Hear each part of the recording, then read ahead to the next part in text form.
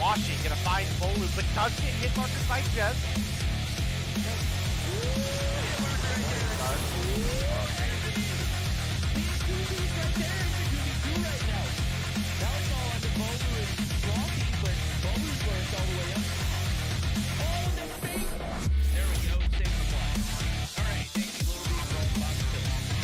Going up against, they're now all tied up. 1-1. Theo is going to get taken down by Jazz. You can now see Jazz pushing up towards the B flag. Rock that 35 round. See that we have Vague pushing up incredibly far, but this should be a free kill for Theo. Sure enough, with that push from the backside, finds Jazz.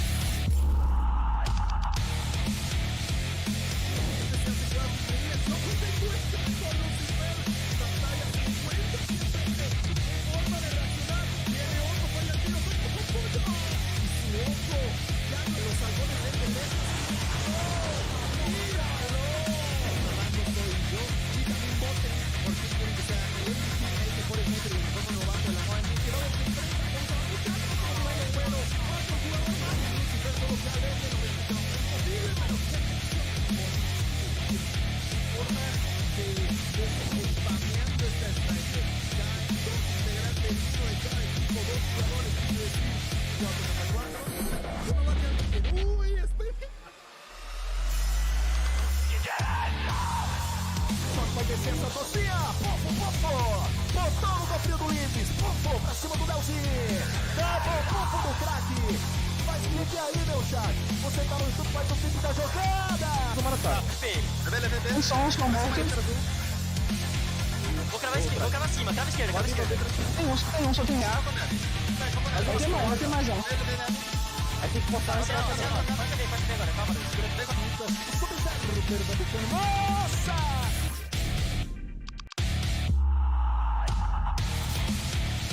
And we've got two players left to deal with. Epic 420. Oh my god, Lucky, what the hell was that? Count them out. Can't do it. Lucky is Dark Wizard.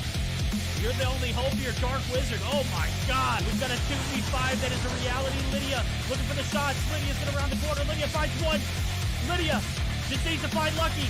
Doesn't happen. We're going to another round. The most at the moment finds another one. Just an absolute demon. Moving Twinklis in with the side of Nova. Dave, you're doing it.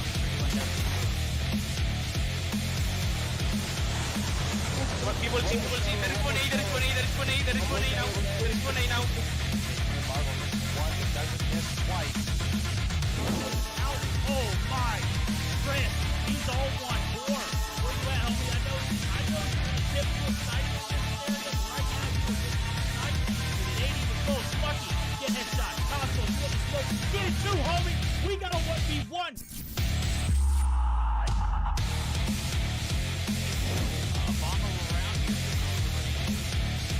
Oh my goodness, Iona! Bro, watch. Extem was left alive. Now it's Iona looking to make. Yo, this girl's dirty! Aggressively push up to this degree. Lydia's able to find one. Artem Misa coming through. What's that? Is that the kilo?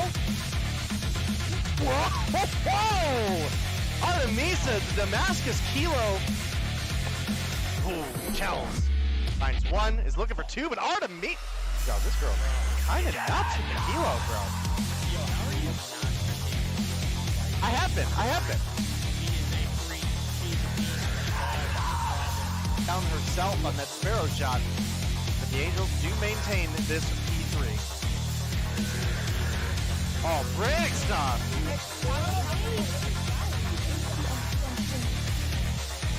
Well, it was looking good for a minute there for the beginning of this round, but it has quickly gone in.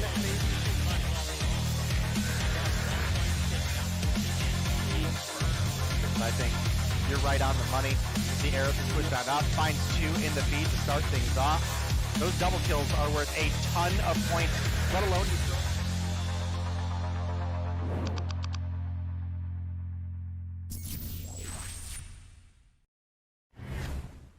Hey everybody, welcome back to the final week of Mobile Mayhem Spring Season. I'm Ria and I'm going to be your host for today. And as you can see, our amazing casters Verdict and Gilminia will join and guide us on our journey that is gonna be a banger of a night. Back to tonight, we got some changes related to the teams. First one, Lux Aeterna team renamed to Mont. Roster changes are currently locked, and last major change, new champ rules will fully be implemented in summer season. Now, Verdict, what do you think about this decision now? I think this decision's a dub. I mean, you think about it, we've gone through this entire journey so far with the same rule set, bar a few changes, but I think the champs rule set is going to be great moving forward, but I don't think it needs to be implemented ASAP. As a matter of fact, I think we're going to be doing a few GAs if the players decide that is what they want to do as far as like the rule changes go. Also got new rule changes for weapons for GAs, but maps and settings are just going to stay the same. So perks, champs rule set, streaks, champs rule set, that's all, pending what the GA is going to be. But, I think this is going to be a great direction that COD Mobile is moving in. I think it's finally starting to make sense why our rule set was implemented at the beginning of the season and how that kind of meshes in for COD Mobile moving forward.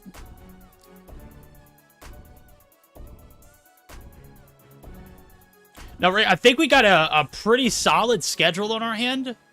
As a matter of fact, I have it pulled up. What do we have looking at for highlight for the night? Highlight for the night, we have like some really interesting matches. The first one will be Nvyus against 5%, but I think the most interesting matches will be the FN4 20 and 117. The Mount, EuroElite, and Nova Esport against Animus. Am I correct? No, you're absolutely right. You're talking about Nova Esports and Animus. This is a clash of titans. This is a throwdown between two legendary teams that have been just so crucial to this scene. And Gil, I was talking to Rhea earlier. I think another thing that we need to, keep in mind and focus is that FN 420 and 117 matchup, as well as the Mont and EuroElite matchup. Why? Because we're getting down to the nitty gritty in the beginning of the end of the season. And FN 420 and EuroElite don't really have secured spots as of right now. Yeah, that's the thing. A couple of teams will be trying tonight to secure their spot, while some others have already gotten it for themselves. These will be the teams that, well, have the perfect opportunity to actually get enough points to, well, not be taken out of that sweet top 6 spot. Yeah, talking of spots, Ray, I'm taking a look at the standings right now. It is getting spicy. Yeah, I mean, like, what I wanted to ask you, Verdict, is what are your predictions for this amazing gameplay that we're going to see tonight? Who do you think will win? To be completely fair, I mean, I don't know. I think EuroElite have to win in order to secure a spot as I'm taking a look at it. They're sitting on 70 points. They're not safe, right? And then FN 420, if they want any chance at seeing a top 6 seed, they have to be flawless moving forward. As a matter of fact, they're sitting at 8. They can very easily jump Mont, which is formerly Lux, and Illuminati, who get a bye today. So the last two teams at the bottom of the board, I don't think really have any impact other than the fact that they might come through with some upsets. But Nova and Animus, they are sitting well at the top. Very pretty indeed. I think 1 and 2 seeds are absolutely locked in. I think it's just a matter of bragging points for that 4th and final matchup of the night. Yeah, you're absolutely right. Real question now is, Verdict, what match excites you the most to watch now? Oh, bro, I literally have to go with the Nova and Animus series. I know that EuroElite and FN 420 are fighting to stay alive, but let's be real, dude. Who doesn't want to see two of the best just throw down at their finest? Now, what I will say about that matchup is I was talking to Marvel yesterday on stream when we did our GeoGuessr, which we literally did for an hour and a half. I think I'm going to go pro on GeoGuessr. Not because I'm good at it, because I enjoy it. But I think that, he won't be out because he got the F you pay me tattoo on his hand. I'm sorry. It's a lion. But you guys get the picture. It is very, very intimidating when you see a guy who's 6'4" in stature. He is tatted up. It just looks like a brick house. But he's not going to be in the mix today. So I think that is going to have a huge impact on him or on that Animus roster. And I hope that they can, put together a 5-stack that's going to look, good enough to take down the likes of Nova. Yeah, I mean, you're right, Rudy, but don't seem too much, okay? There you go. All right. Well, schedule of days ran through. I think we've got our first series lined up. We've got pretty much everyone locking and loading in the lobby. Gil, based off of what you're seeing right now, we're taking a look at it. You know, we've got, I believe this is 5% and I was taking a look at the schedule. Portugal. Oh, it's Nvyus and 5%. That's right. That's Nvyus, who was formerly Portugal, right? That's right. Well, for this game, do we have the maps pulled up? Well, we're about to. Rhea, we're going to go ahead and get into the action. We'll be joined back by her after this series and back in after this break. We shall see what the best of three is looking like now, as I've got it pulled up finally. It does look like we're going to start things off with a hardpoint standoff. That's right. Hardpoint on standoff will move us on to a game of search and destroy firing range. And, well, a potential third map of domination on firing range. The bans verdict from Nvyus are going to be S&D on Hackney Yard, and from 5% they opted to get rid of Hardpoint on Hacienda. For match 1, it seems like you guys GA say that. I think I don't got that part clear. What's that? Okay, no, never mind. Ronin is typing, but okay, this map rotation, I gotta say that I like it. You know, I am intrigued by the fact that we may see 2 games of firing range in a row, but you know, I like the map, so why not? I guess, right? I mean, hey, a double dose of firing range if it goes a distance, I'm down for it, right? We've got Anarchy, aka 5% now, looking to solidify their spot in the playoffs. I think this is a great opportunity for them to do so. I'm not saying that Nvyus is a pushover team, but when it comes down to the nitty-gritty, 5% has just looked flawless these past few days, right? We're getting into the nitty-gritty. They are looking to secure that 4th seed. They could very well do it here and put the final blow as we're jumping right into it. It does look like 4 out of the 5 players for 5% are ready to go.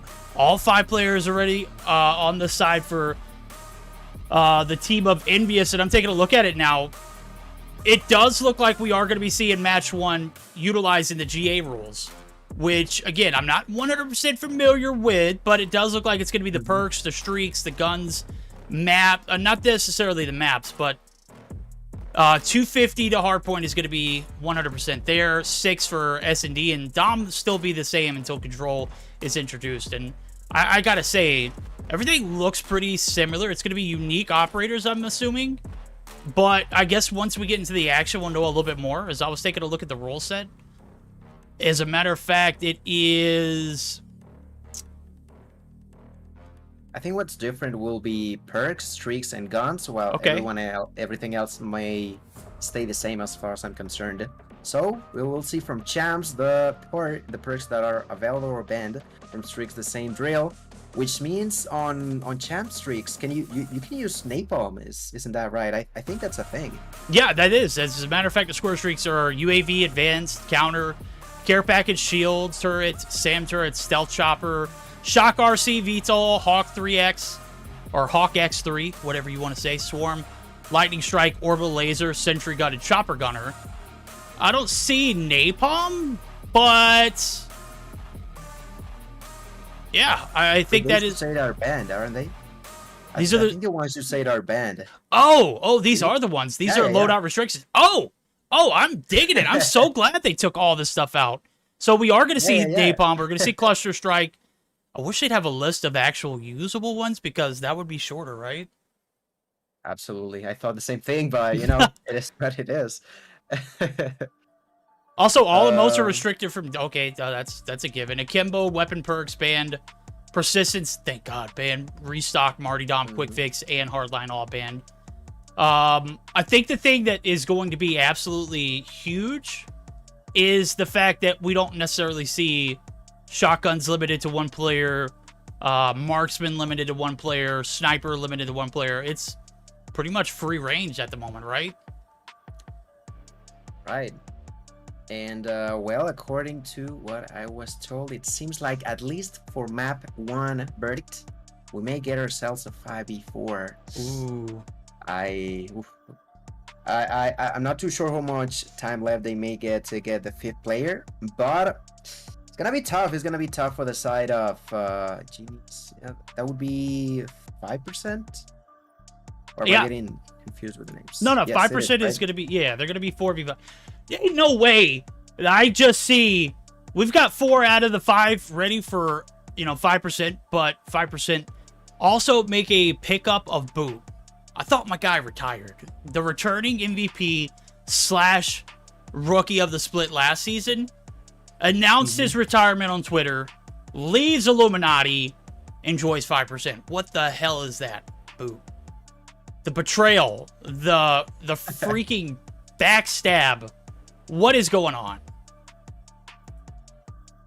Well, sometimes you gotta do what you gotta do. Maybe something unpredictable happened over there, and well, he ended up here now with a 5% a team, as we already have talked about that. Well, we'll be on this match against Nvyus, try to secure their spot onto the next stage of the spring season for Mobile Mayhem.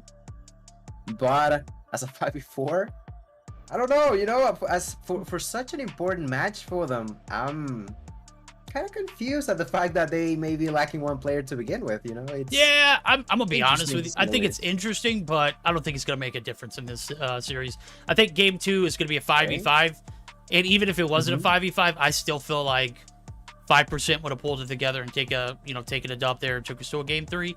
This game 1's definitely going to be, how does one say it? Not necessarily lopsided, but a struggle for 5%.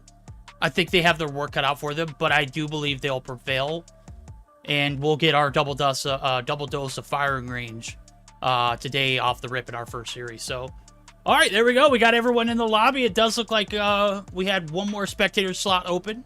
It is going to be filled, and we're going to go ahead and jump right into the action. Game number 1. Hardpoint standoff. Let's go, baby. Hardpoint on standoff, and to begin with, I guess the game will take us right onto the player we were just talking about, and that's Boot Verdict. What can we expect from him? It's already been proven that he's a great player, but is it gonna be enough of a great player to make up for the fact that they are gonna be lacking one in this map? I'm gonna be honest with you. The returning MVP / rookie of the split last season, he's got his work cut out for him. This is his debut for this 5% roster. You already see it. He's played his life here as the point is going to be stacked 3 players deep in favor of Nvyus, but they're going to be taken out right there, and the break comes through. Boot, 3 on board, 3 combo, make it 4, baby, but Lowly there to shut him down. And we've got a back and forth affair here in P1. I'm looking right now at Lowly, actually. So from the side of Nvyus now playing with a SKS from the outside of the point wheel, trying to secure some safety for the allies. They are finding his kill number 2. Now the problem for him is that the majority of players are actually rotating from behind of Delhi. Doesn't matter too much there. He's gonna find a double piece, cleaning that area up. On top of that, 2 players have already rotated from Nvyus onto the point 2 here over at the Fabric. I think we're already beginning to see the lack of player force for the side of 5% to be playing against them. Yeah, this rotation is going to be just downright disgusting one now. 4 players looking to make that transition over to through the back alley gas station, and here comes Lowly. He's cutting off any kind of force from that Granny connection side. Genius is going to be another victim. He is going to mantle the car, but oh baby, Genius! Big shots, big gunny, big gun kill. He's looking for another in FM, but he's going to get shut down by Nuevo up top. There is team shots galore, and here comes the Thumper. Oh, baby. It's making its debut for Mobile Mayhem as per the GA rule set, but FM finally going to be able to take him down. No harm, no foul. The damage is done. The players, there's only 4 of them for the side of 5%, and they are, I mean, you can see it. They're struggling. They are struggling indeed. They are trying to get kills, but kills are not going to be given enough. And even more so if you think about the fact that Brasmo from 5% only has gotten his 2nd kill right now, pushing to get the 3rd one, getting it onto Lowly, going for the next kill, but behind him, surprise, there's Torres, and Torres with the Mac 10 trying to push inside of the blue house. We'll find the enemy, takes the kill onto, I think that was Boo Torres, cleaning up this blue house, eventually gets taken down, but then we have FN to be making up for that player. Back to back, we see the same story. We only get 14 points by the hands of 5%. That's given the fact that some of them are getting kills and some aren't. And with that combo, there's not a chance that they will have an opportunity this game. Oh, baby, Genius was doing a great job of playing his life down low, but finally taken down. And here comes the push from the side of 5%. Well, it's going to be shut down. Two players try to make the entry at the bottom side of Blue House. And their attempt, not so successful. Here comes the Hunter Killer drone. That's one of those operators that you could use. Or score streaks. The break comes through for Genius. He's going to pick up one more, two more, three more with the Hunter Killer, actually. And that is a nasty little feed for him as they're trying to stay alive. But it's the first to 250. And right now they are very shy of 50 points by themselves, and 112 have already been racked up, and the P4 rotations for the side of Nvyus have prevailed yet again. Now, this point is going to be massive for them if they can maintain the point. I can go ahead and tell you, this is a hard enough point to break with just 5 players in the lobby. Well, right now, you're going to have to push with 4, and it is going to be damn near impossible. Well, so far it seems like it may work out. It's only the Weevil inside of the hill with a P90 trying to throw that trophy system. Gets pushed by multiples at the same time, but immediately FN walks through. The death machine is going to be used by Lowly, who gets there. The kill onto Genius, looking to get some more with a weapon from the outskirts of the point. Just making sure no one can walk by. Eventually gets taken down. His allies continue to be inside, and this will be 130 plus points for the Nvyus members. The defense by the 5% players took only a couple seconds, and the thing is, they need something as strong as what we saw from Genius, right? Those multiple kills with a weapon, with a Pred missile, with a Hunter Killer drone to happen pretty much at the same time. Because if it's only you getting 1 kill, maybe 2, will not be enough. The spawns here on Hardpoint, we know how crazy they can be and how close you will be spawning to these areas. No, you're right. Now here we go. P1 reset coming through. Second set of hill rotations, 150 to 47. Kind of impressed at the fact that 5% have been able to, you know, constantly test the water, see what they can get away with 4 players. Doing a great job of, you know, utilizing what they can. But at the moment, it has just been a big 5v4 in favor of Nvyus, and they are running away with the lead. They are not looking back, and with that being said, I'm thinking, hey, while we've got a little bit of time, we can go ahead and jump in for a quick listen in with the side of Nvyus to see how those comms sound as they're looking to close out game number 1. Work on side, watch out. So Gas is gonna push boost to One deli. Deli's dead. grab stage or one red car. You guys, I'm so laggy. Red car, one broken. Watch out, broken. Broken there. Two next. Play next, guys. Broken is dead. Don't push alone. Broken is dead. Dead. Nice FN, lost spawns. There's One one. is top next. Top dead. Nice. Watch out, there's spawns. They're coming from Gas. Watch out. Oh, I'm dead. Watch out, I'm good. One on the punch, one on the punch. Bottom. Nice. Love the spawn. Okay.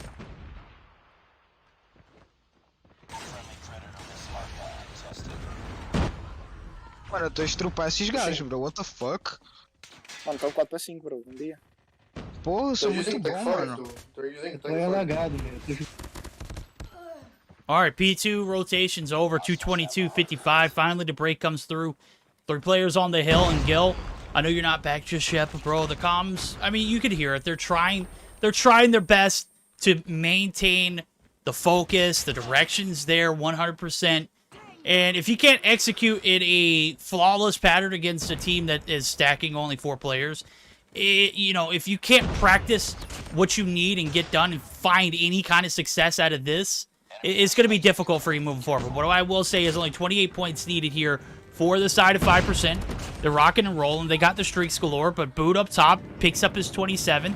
FM's on a little bit of a spree, but it's only a matter of time before 5% gets shut down. They only have 4 players, and only one of them are in the objective currently.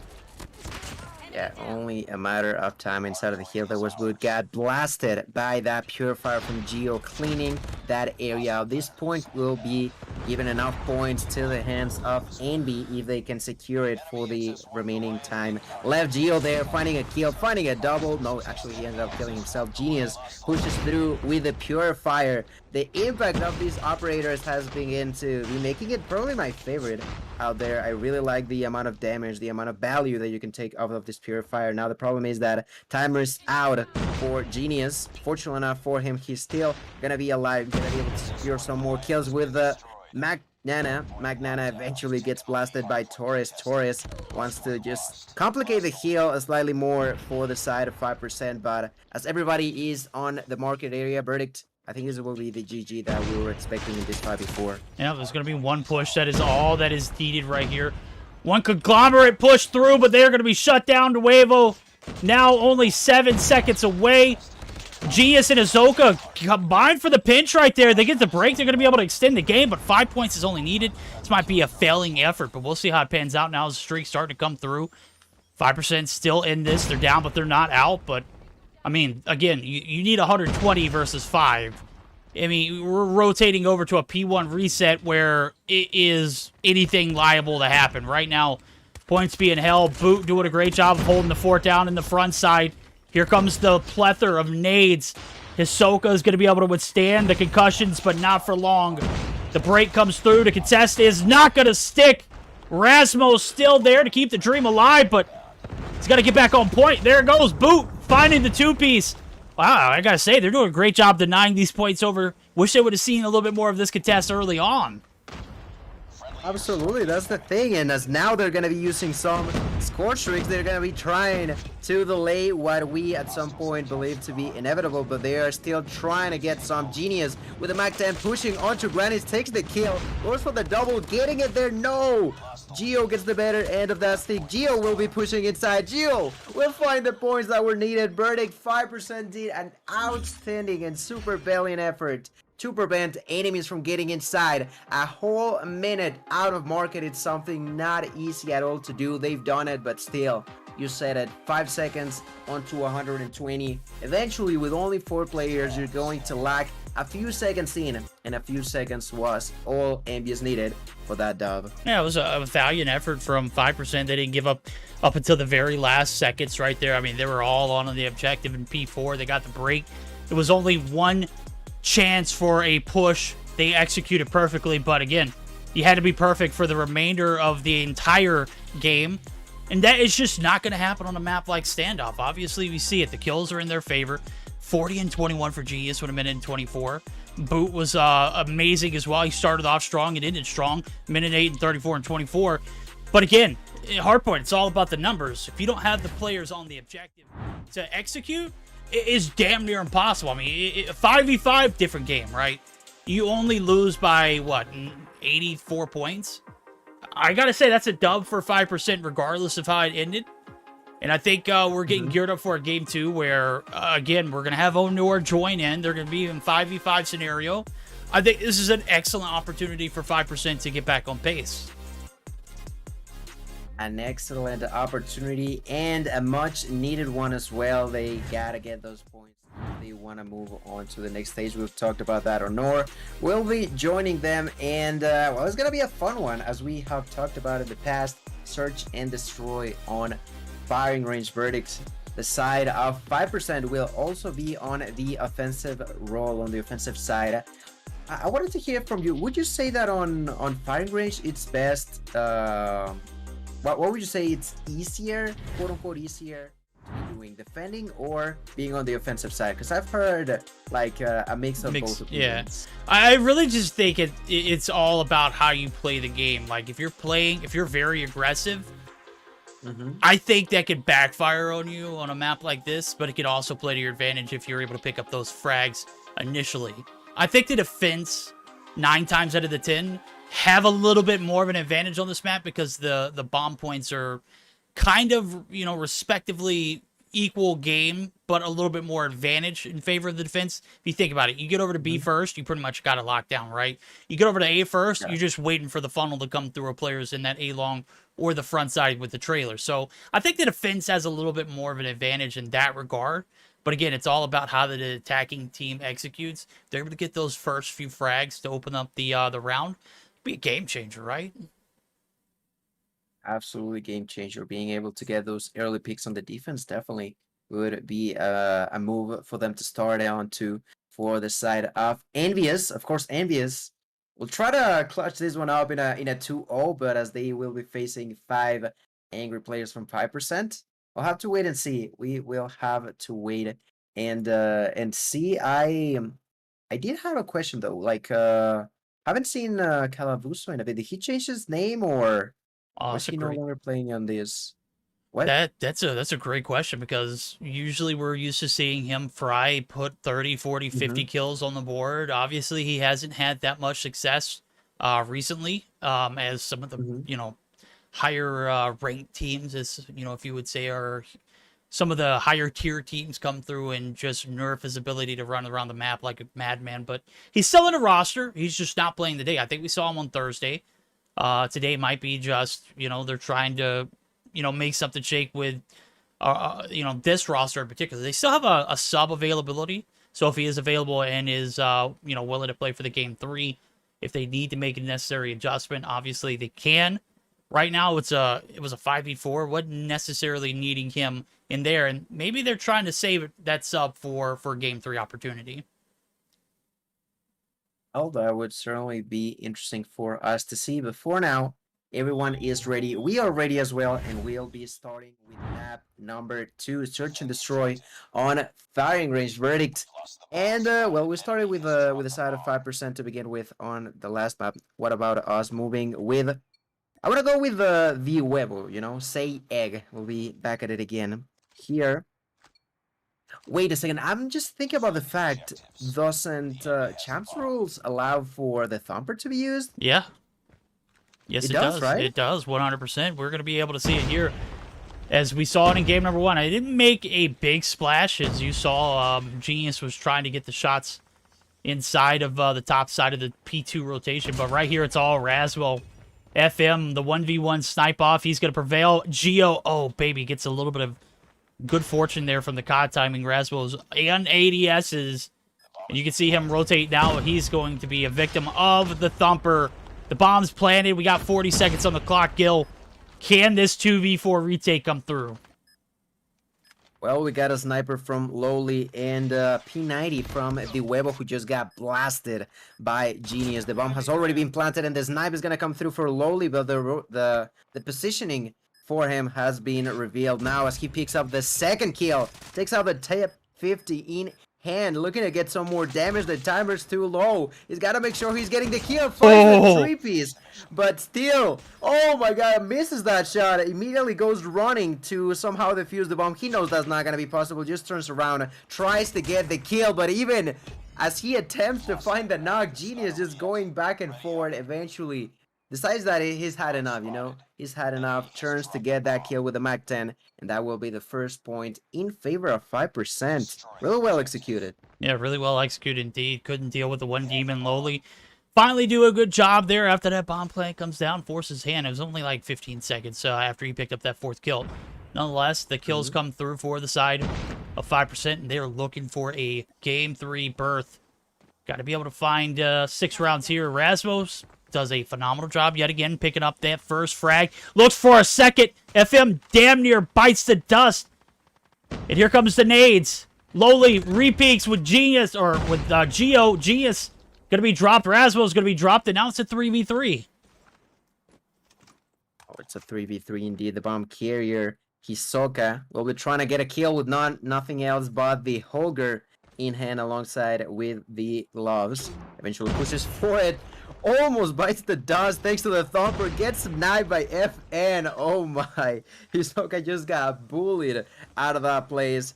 And, well, that is going to be the perfect opportunity for Nvyus to pick up a round for themselves. They're going to hear the bomb taken once again. That is a huge cue as to where one of the enemies is at. And that enemy is none other than Bud, who was able to just somehow stay alive. Honor going to help him out. Honor going to be pushing to get another kill. And they both are going to be getting one each. Lowly will be left alone for some reason was all the way across in the B bomb, but as we all knew, the bomb has been planted over at A. Lowly will be pushing to get some more, but in this 1v2, then we're gonna get more of the same as last round. Oh! Lowly, he's feeling more secure, definitely has more time. And there's only a 1v1 to be fighting up against Boot, but Boot not gonna miss those shots. It was the rookie of the season for a recent verdict. You said it yourself, he was here to make some decision making on the team, and well, 2-0 for them. 2-0 for them indeed. Boot might have been rookie of the split last season, but he was also MVP. My guy's got shots like a veteran. Does hit that last one, and now we're going to see fast-paced push again. Boot doesn't hit the first shot. Going to look for the follow-up. No peeks, no angles. That's going to be Geo holding the fort down. Trailer site looking like it might be compromised now as 3 players going to make the push up. Onur leading the pack. Oh, man, but here comes Geo. He's looking for some smoke, bro. It might not be the right play. You can see it. He's still testing the waters. There's no support here, and this is probably an L for Geo. Bomb does go down. Hizoka's going to get the kill. There it goes, but Boot quickly traded FM on the 1s and 2s. Rasmo doing what he does best, but FM through the window seal now as it is a 3v3, 30 seconds left on the clock. 2 players in trailer here. Actually, one's going to be on the outskirts. It's going to be Onur, one holding it down on the bottom side. Looking for that player in FM, waiting for that inevitable transition. Well, FM gets laced, and now it's all underway. Say, can you clutch this 1v2, homie? In only 10 seconds, certainly not going to be the case. Eventually, he does push out of that place, gets both enemies to half health. Verdict, but both are still alive. Both are securing that round. No more people alive on the side of Nvyus. The way that 5% is playing is really, really nice. You know, they're making sure that they're not risking too much. Eventually find a kill or two. They plant the bomb. They put a lot of pressure onto the enemy's shoulders. So now we begin round number 4 on trailer. There's going to be a lot of action. Boot finds a snipe. FN does as well. The fight is going to continue. FN trying to get some more kills with the ELQ. Misses the shots there. Gonna be dropping a nade as he felt like they may have been pushing onto him. Huevo does get the kill onto Boot. And FM misses the snipe onto the enemy. 3v3 gonna continue. Now Lowly was trying to get a knock. Pushes behind enemy backlines, but how are you gonna be pushing with a grenade on your head? Oh my, that is just a bad push by the hands of that Nvyus player. Yeah, it is. FM trying to get a little bit of a speed boost. Guess what? We're going to give you a boost in the next round. Now 2 players left. They're going to stack up. Oh, Nor going to clean it up. And that is 4 rounds in a row. We're talking about how the advantage on the defense on this map can be big if you play it right. Well, guess what? I also mentioned if you play the attack well and aggressive enough, if you pick up those first few frags. Well, I got to say, I don't think we've seen a single round where First Blood didn't come through for the side of 5%. And they're doing a great job of crossing their T's and dotting their I's. But guess what? We got a back alley push for their last attempt. It is going to be right towards the jungle site. Well, welcome to the jungle. B is compromised. 1 player there now, directly on site. FM through the wall, baby. Rasmo's dropped, but he knows what's going on. He retreats, plays his life. And now it's a 5v4, and the shoe's on the other foot. First Blood does come through, and it is in favor of Nvyus. Oh, Torres almost getting a kill with a thumper. Now with the help of the Huevo, they get it onto Hisoka. Torres pushes, but gets taken down. Genius finds a double kill. The bomb is going to be on the ground for the time being, but there's still plenty of time for the side of 5% to be playing with. Boot is the one risking his life alongside with Genius. The bomb is going to be picked on. Boot with a sniper, not going to find anyone. They have not realized, now they do, that Lowly was behind them. The other one over there is going to be the Huevo. The Huevo with a P40. Lovely. Lowly decides to push, takes down Genius. Onur takes down FN. 2v2 going to unfold. Less than 50 seconds on the clock. And the bomb will be on the ground. Verdict. Yep, now we're going to slow things down. You can see the bomb's down. It's in the cubby side 2v2 scenario. The trades have came through. It was a fast round. Quickly met by equal force. I mean, it was First Blood in favor of Nvyus. Right now, anything goes as the 2v2 ensues. Huevo kind of in a OP spot. He has the sandbags there. He's going to wait for the push now. It's 15 seconds time. is going to dwindle, and Onur is going to pick the bomb up, try and get it down. Nuevo looking to play spoiler. All he needs to do is get the kill. Prevent the bomb from being planted, but he does the deed of getting the job done. They've taken one. As Onur does get the bomb down, that is massive. Now it's Nuevo. Looking for the shots. Boot's going to be able to find one. Now it's a panic push in. Boot. Oh, did you see him? He's right there through the wall, trying to get the wall bang. Boot looking for the shots. He's going to miss. And that's going to be the 1v1 clutch there from Nuevo. We're going to have a 1-4 as we flip sides. Wow. Nvyus able to stick it out there. It got a little gritty towards the end. I didn't really necessarily dig the aggressive push towards B. After you got those first few frags, got to play back. But it panned out for them in the end. That's all that matters. Finally, Nvyus getting a kill, a round for themselves when they needed it the most. And now, as we flip spawns, they're the ones trying to carry the bomb.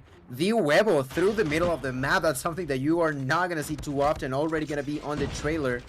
Drops the trophy system. It seems like the allies are going to be feeling secure. The Nuevo with a thumper. And, well, I feel like this is an awkward spot for a bomb carrier to be at. Resmo gonna find the kill. The Nuevo already expecting a push coming from the middle, and he's absolutely right. Starts the pre-fire, gets the enemy half HP, but his allies are getting blasted by his Soka. The push is too strong. The Nuevo gets taken down lowly in a 1v5 verdict. Nothing else to be done. The bomb is nowhere to be seen. The enemies are just surrounding you by the second, and will be Hisoka, who, let me tell you, went all the way around to surprise two enemies at the same time. Took that double, and everybody was just so confused by the hands of Nvyus.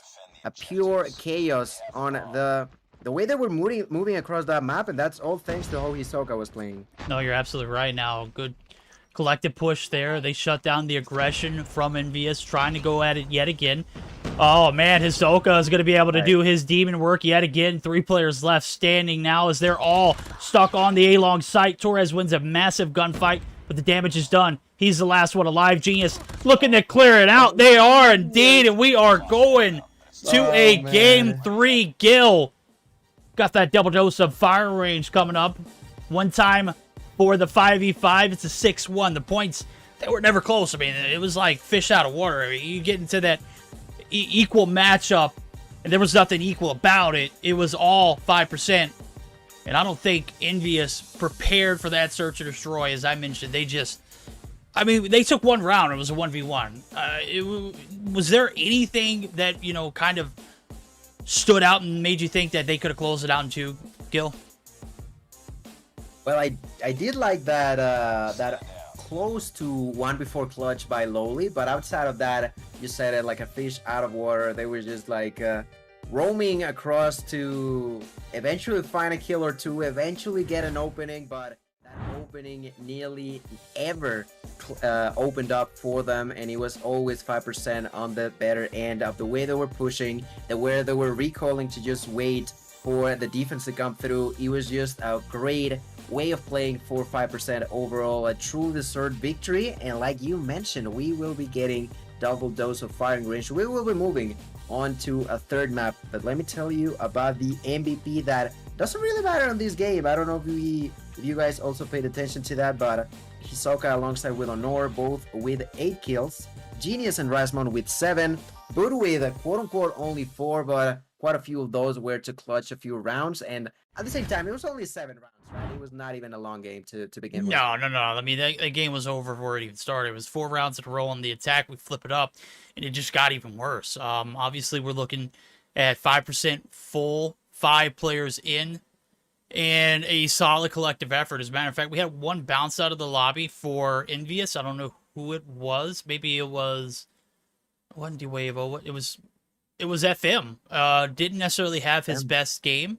And obviously, it'd be like that sometimes. Right now, we're looking at a Game 3 opportunity, and we might be seeing another 4v5. Again, is this something that could have been prevented? Does it matter, though? I don't think it really does. Could have been prevented, possibly. Absolutely, it could have been. But in the standings way of taking a look at it, this Nvyus team has had its struggles all season long. They're sitting at the bare bottom. They're going to pick up 5 points, but they're no longer in the contention or the talk for a top 6 seed. 5% might be able to seal the deal here. Even with 85 points, I think they should be able to close it out and, you know, secure that bag for number 4 or number 5, at least in a top 6 spot. Yeah, at least a top 6 spot is definitely something that they're looking to get. And, well, on this next game of firing range domination, I'm intrigued to see what strategy Nvyus may have to be trying to come up with as they try to win this game. Of course, we don't necessarily will get to see them on the top 6, but they'll be trying. They're still trying, and as such, I don't know. I'm not too sure if they will have what it gets to fight against the team that in a 4v5 lost by less than 100 points. You know, those numbers are kind of scary to think about in a way for Nvyus, I feel like. No, you're absolutely right. I'm taking a look at it too. It does look like FM actually his game crashed, so that's stuff. He will be joining us for game 3. So just wouldn't be able to see those stats after you know, his game crashed. Nonetheless, we are gearing up for it. That double dose of firing range, twice as nice as domination firing range, is going to be game number 3. It's a race to 200. Obviously, the first half going to be 100. Second one's going to be 100. And if you had to pick, you know, based off of what we just saw with an even 5v5 in the search, I know search and domination are completely different, but who would you say has the advantage rolling into a game 3 here? I definitely gotta say I believe in 5% winning on this one. I feel like their 1v1 gun skills have been showing up across this series, and on this third map is gonna be the perfect opportunity for them to make the statement that they can win. That's what I'm expecting. If you were to ask me, I do believe that 5% will take the dub here. All right, well, there we go. FM still the last one to ready up. It looks like. Who we got joining us? Looks like somebody's going to be joining in the lobby to make sure that we are. All right, there we go. No worries there on that end. Just going to be waiting for FM to ready up, and we'll be good to go. Game number 3, we are ready for it. We've heard the, you know, the banter back and forth between Gil and I. I think we still are going to see a competitive game 3, but with 5 players in the mix. I got to roll with 5%. I think you'd be a madman not to. As we do flip sides, now we're going to get geared up for it.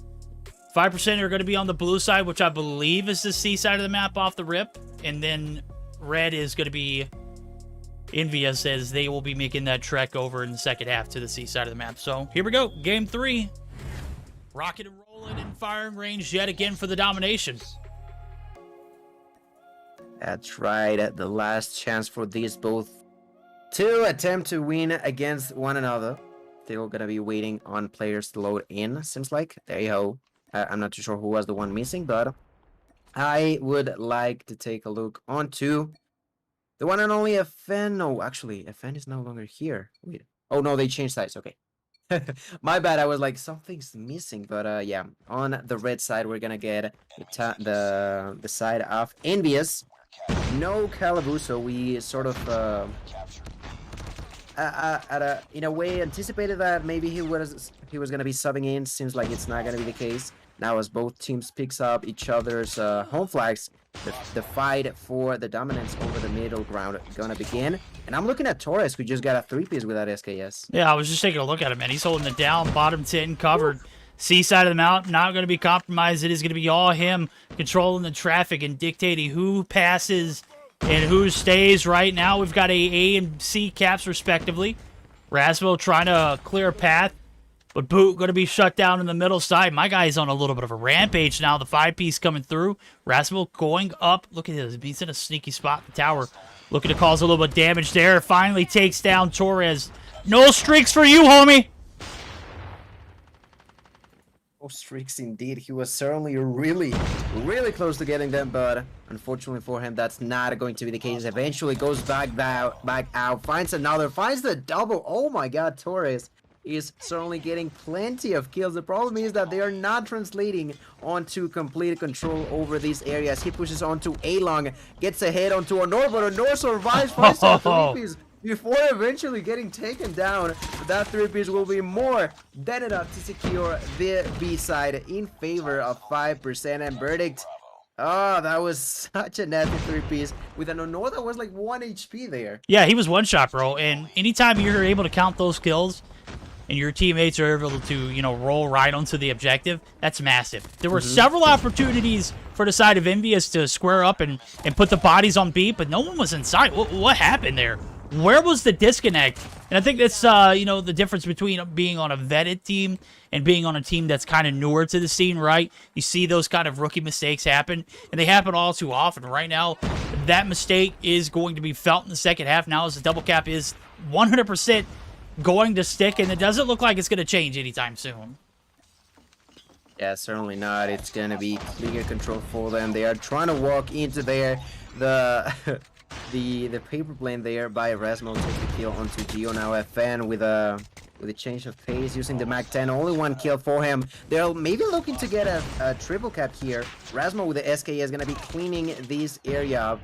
Seems like there's gonna be Genius, the one pushing onto Charlie, using the Thumper, finds a kill onto Lowly, has another bullet, doesn't land onto anybody. The triple cap about to unfold, only mere seconds away from getting it, and there you have it. We were calling it already, the triple cap is upon us. And not only that, but they got plenty of score streaks, plenty of operators to defend with. There's not a single window of opportunity for the side of Nvyus. 5% just dominating their opponents. Yeah, you can see it right there. 40 points on the board. That might be where they stick the remainder now. As Hisoka looking to shut down that A-side push. Well, it's about half capped. One player there. It's going to be the Hisoka Super Soaker coming through the Purifier. Actually, it's not the Super Soaker. Would have been cool though, right? Genius going to be shutting down.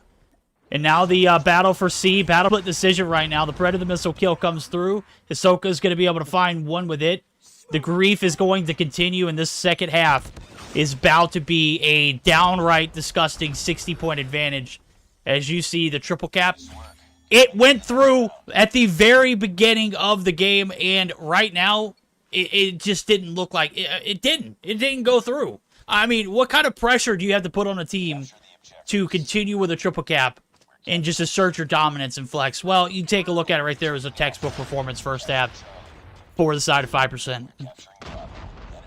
Don't take my word for it, but I believe that unless we see a double cap immediately going in favor of Nvyus, they will need a triple cap in order to find victory in here. We know that the time can be so important on these games of domination, and even more so if you begin round 2 with a 60 points disadvantage, as Boot is now trying to capture the B flag. He gets taken down by Geo. It's not going to be the capture that they were indeed in need of, but the thing is, even with or without that B cap, like I mentioned, the time will be the biggest enemy now for the hands of Nvyus as they try to get control inside of this area. I'm looking at Geo using this kilo, pushing through, gets taken down by Honor. Honor defending with the Holger.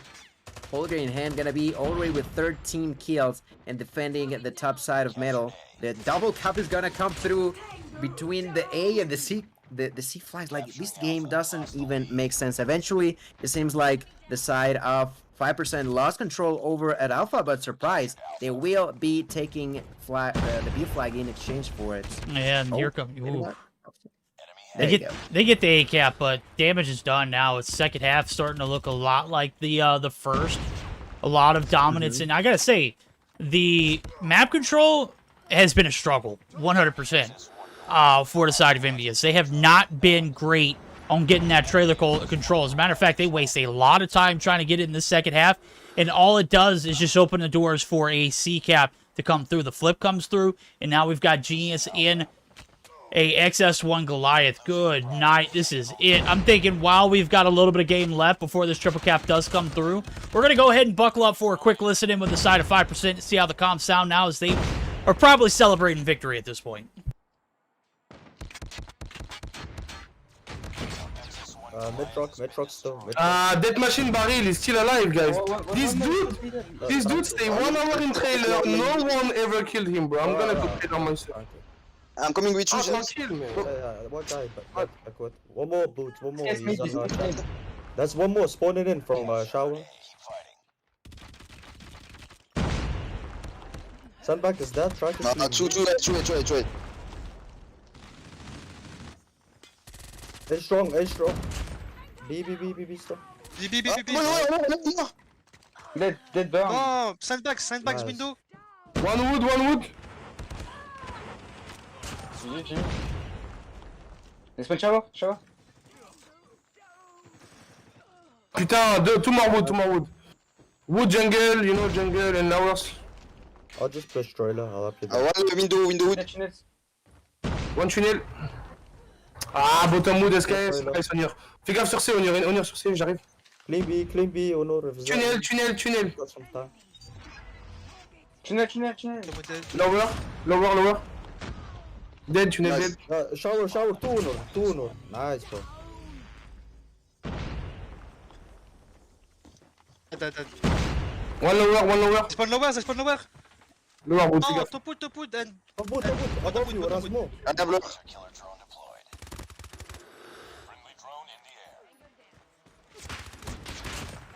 You can see it there, screen. It is 191 to 89. And there is no hope here for the side of Nvyus. 5v5 ensues. 5% looking like 105% at this point. They are just rocking and rolling right now, and they're going to be bathing in the good times.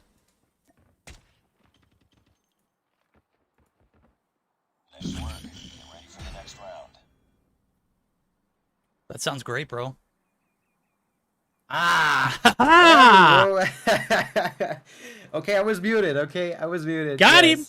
Yeah, I was saying that although the side of Nvyus was trying their best was just not enough against the 5% wagon, you know? They were just so strong, so dominant. That triple cap was just delightful to see how they were defending each and every single corner that an eventual enemy could be walking by. I'm guessing that although we didn't hear the comms on the first round, there was a lot of communication within where the enemies were spawning and how to avoid them getting a single flag on the first round, and second round was more of the same. They knew they didn't even need the triple cap. Why risking it? They just chill with a CV capture, and as such took the dub with over 100 points lead. I mean, there's not a shadow of doubt for 5%, man. Like I said, clicking on all 5 cylinders. 29-11 for Genius, 5 caps coming through, 7 for Ahsoka, and a big struggle for Nvyus to gain any kind of map control, and it's kind of hard to get any kind of map control when you got 8 and 30, 8 and 25. I'm not calling anybody out, but that was just a disgusting domination. But a lesson learned there for the side of Nvyus. You know, when you step into the ring with, some of the tippity top of Mobile Mayhem, you're liable to get games like that, right? Mm-hmm. All right. And I do want to say that there was some moments that we saw from the side of Nvyus. They had some sort of control in a way. We were talking about that. Almost one before clutch for Lowly, some good moments for FN, but within a single piece of moments from each, unfortunately was not enough, but still, that was the W for 5%. That, we talked about it, they needed it to secure more points in their favor tonight. You're absolutely right. Speaking of more points, let's bring on some more action here as we're going to get geared up for Rhea. What is your thought? First series with Mobile Mayhem. We've got a lot of action in. We've still got more to come, right? Yeah, there were like few really interesting games, and honestly, I was really impressed about the first Hardpoint stand-up game, because still, even they were playing a 4v5 game, they still managed to hit the 100 points in Hardpoint.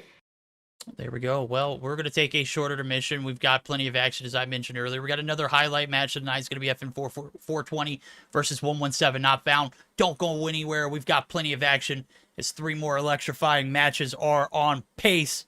We're going to take a moment to collect our breaths. We're going to hear a word from COD Mobile. We'll be right back.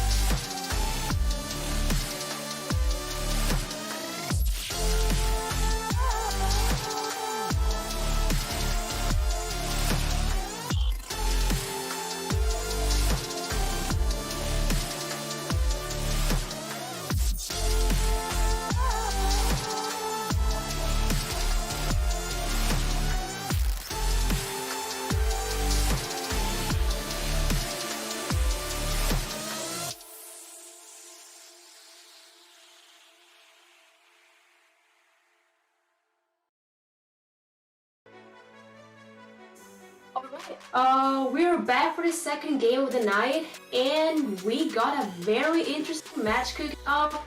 We have Evan 420 against 117 now found, and as I said, I think it's a very interesting match. Can you tell us, Verdi, why? Well, this is a huge match. I mean, this is FN 420. You know, they've got to be flawless here on out. 117, they're pretty much secured the bag as far as the, you know, the points needed to stay alive and stay in that top 4 number, and secure their playoff seed. Now, again, this is massive because 2 series remaining for FN 420. They have to win at least this one to stay alive. And Rhea, I gotta say, this one is all the hype that has been built up around the squad to succeed, and it's make or break for them at this point. You're absolutely right. I do really think this is a very crucial match for FN. And since it's a very important match, what do you expect to see in these games, Gilmania?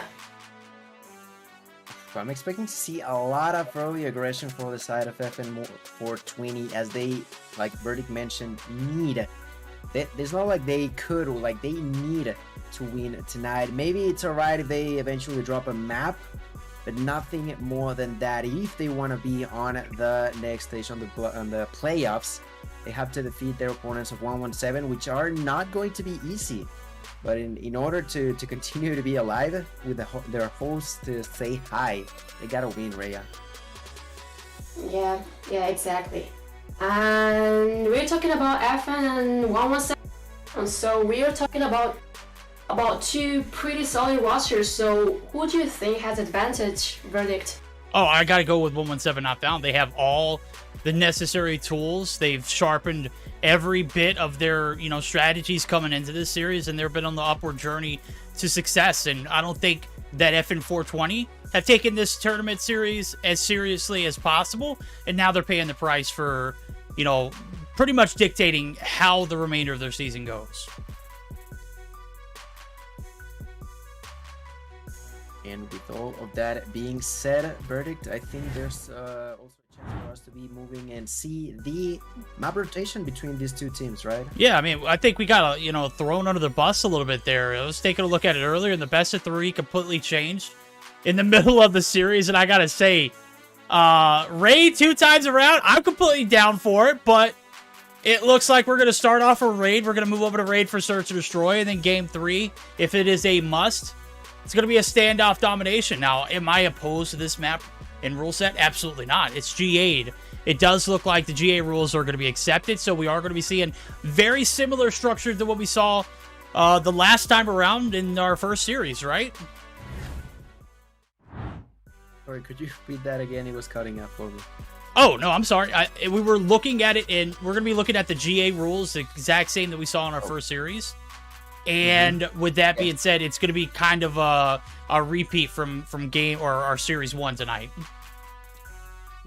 And for those who may have missed it, remember, those GA means that we're going to see the perks, score streaks, and guns available and banned from the champs rule set, while we maintain the fact that there's going to be unique operators for each player. And the maps and modes will remain the same as well. It is only going to be the perks, streaks, and guns that we see some variations within one another. There we go. Like Well, the Thumper. no, I think the Thumper is the perfect example. No, I completely agree. As a matter of fact, seeing the Thumper being back into the mix, and even though it got a little bit of a nerf, it's still pretty OP, right? The blast radius is, in my opinion, way too large. I think they need to find a way to make it to where it literally, if it doesn't direct impact, it shouldn't be a one-shot. That's just me in particular. Maybe if it's like within like a 1 meter radius outside of hitting somebody. But the Thumper in Cold War, where I think it has been only, you know, on that particular game in the most recent of the consoles editions, the Thumper in Cold War is nowhere near as overpowered as it is in COD Mobile. As a matter of fact, I don't think I saw anybody with a Thumper in Black Ops Cold War. Granted, that game was awful. I think they did that particular, you know, gun justice, or that particular, you know, what do they call it? The noob tube, you know, you know, people get those, you know, kills for free, right? I think it's a great tool to have in COD Mobile, but I still think it's way too overpowered. Definitely some tweaks will be necessary, but we gotta stop talking about that and move on to this game. Like you mentioned, Verdict, it is going to be Hardpoint on Raid. This will be a match so important for the side of FN420, but in front of them, they got none other than, at least right now, the top 3 seeding team, 117, not found. Who do we go with first? Oh, I'm on board with Karma, man. My guy is a beast. He's going to be huge. They're looking to gatekeep this FN420 out of a top 6 seed. Well, right now, they've got it all under control as P1 ringside is where we see all the action. 2 players on the point. Make it 1. Make it none. That's it. 117 get the wipe. They get the objective. And FN420, they found a way to get to this point and maybe compete for a top 6 seed. But I'll be honest with you, bro. They have been just setting themselves backwards every chance that they can without even knowing it. Right now, the byproduct of that is you've got to win against 117 not found, and it is not going to be an easy journey. It is not going to be easy, like you said.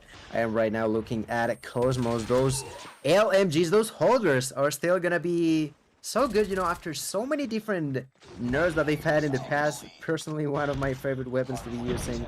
Cosmos will be rocking with it over at the kitchen. Gets taken down by Hess. Hess with that double gonna clean this area up, and with the help with the help from Fates. Oh, Fates just got knocked out.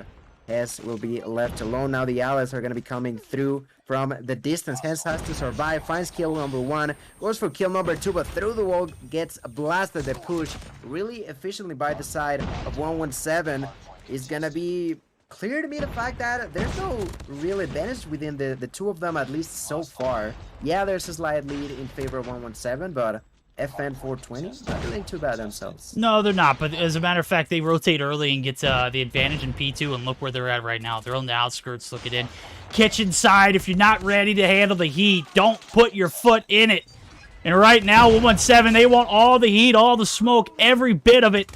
They get to break it, it sticks. 20 seconds left. This is just damn right disgusting for them now as the lead started to get out of hand. Balance and Donlai, they went for the last second push. They get shut down, and now the feeding is stopped. The rotation's over to P3 is where the bleeding might stop here for the side of FN420, but they got to battle it back, man. They're down by 40 points. The break comes through for the last little bit of trickle time, but was it really worth fighting for, Gil?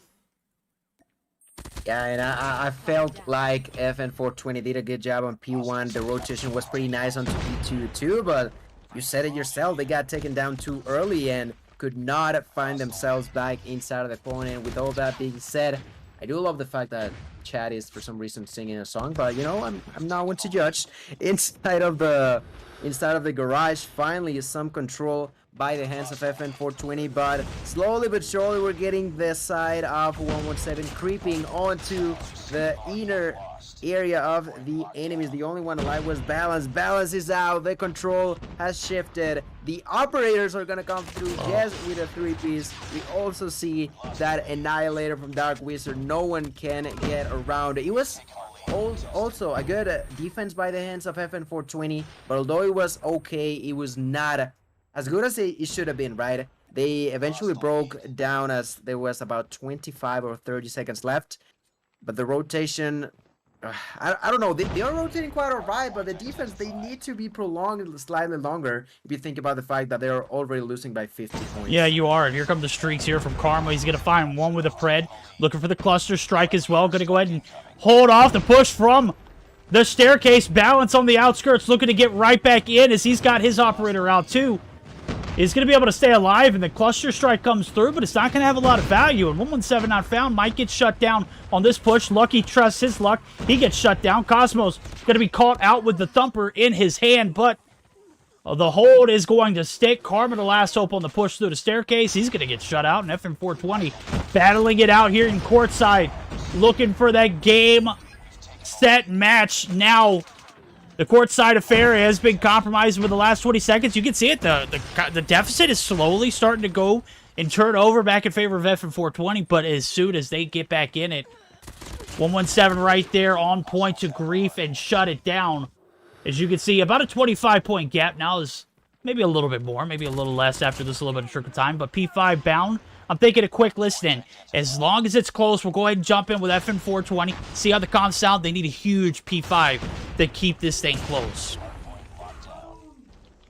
Nah, bedroom, double six, one. Dead on P1. Nervous. One more P1, one more P1. Right man. Has his AFK? Oh, nice. I'm back. He's on white van. Standing hill. One red. He's pushing Zig. He's pushing Zig. Purify Zig. No, we lost the force. We need like a Bukaki. He stopped bringing one guy. At 20 seconds, we have to be on new. Guys, start going to new now. One guy top. Just is mid. You're blocking me. Oh man. Go new now. Let's focus. Go next. Go for laundry. Go for laundry. To laundry. I'm gonna stun myself. Giving them way too much free time, bro. One's red. Yes, red. On top. One laundry dead. One more laundry dead. We got laundry. Can you hold it? Good call, Marky. Okay, I'll hold the back laundry. Watch your pillars, guys. Watch your pillars. I'm killing the drum. I'm gonna push money. I'm pushing the drum.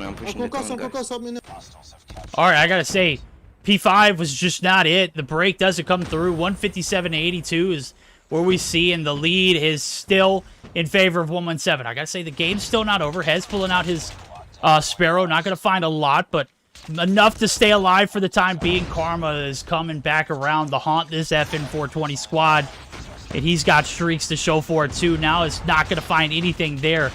And Gil, I don't know what you guys are brewing in chat, bro, but come on. What are you guys talking about?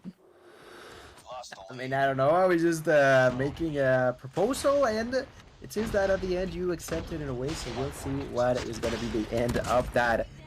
With all that in mind, I want to say that I heard something that it was really, really hitting home by the hands of FN420. The fact that they said, we are giving them too much free time, and I have to 100% agree with that. The fact that in multiple occasions they don't defend properly, although they're there first, although they are quote-unquote in a good spot to actually be defending, they are constantly getting knocked out of their positionings. All right, there we go. Here is a big hill needed here on this P2 site. The bad thing is streaks are coming through for Karma. He's going to find a few, but Jazz is untouchable. 3 on the objective. The kills come through. He's shut down. And now it's all on Marky. Is he going to be able to get in the point with the Annihilator? He finds one. Looking for a second. Lucky's dropped Cosmos there for the quick trade. Cosmos for the tour piece. But he is going to be taken out too as a bloodbath. The kitchen is spicy as hell. The break is going to stick, and FN420 might be alive to see another P3. Maybe a P4 if they hold off, but baby, did I open my mouth too soon. Yeah, over 100 points lead in favor of 117, doing an outstanding job in here. No one can get around these corners.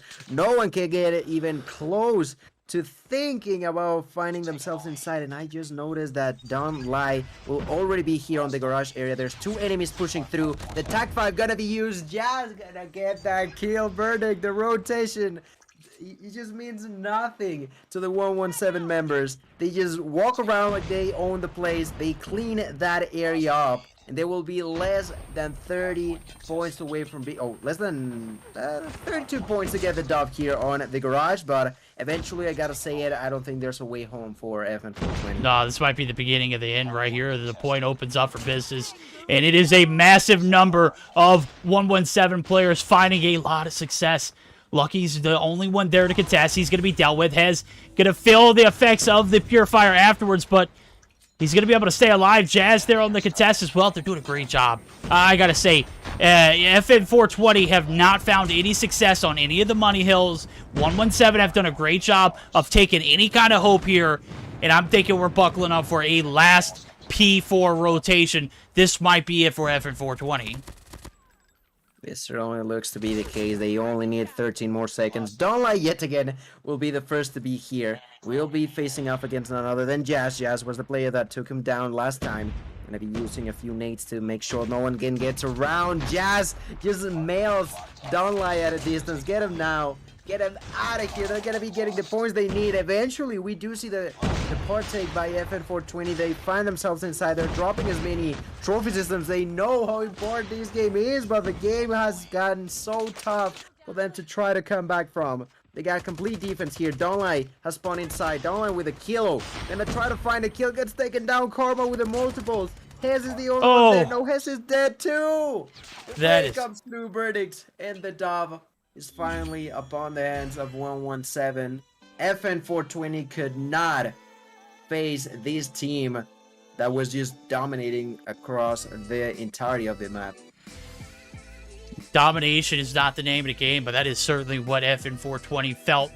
The force coming through from 117. Just an absolute dominant display of a performance from 117 not found. The Spanish connection, they connect the dots, they cross the T's, they're ready to lock and load, and gatekeeping they are doing, trying to keep this FN420 out of a potential playoff spot. 43-23 for Jazz, the man, the myth, the legend.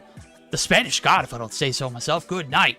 135 on the objective to go along with it. My God, what else can he not do? He did everything in that one to succeed. And then you got Karma. I mean, how the hell can we not mention Karma or Lucky?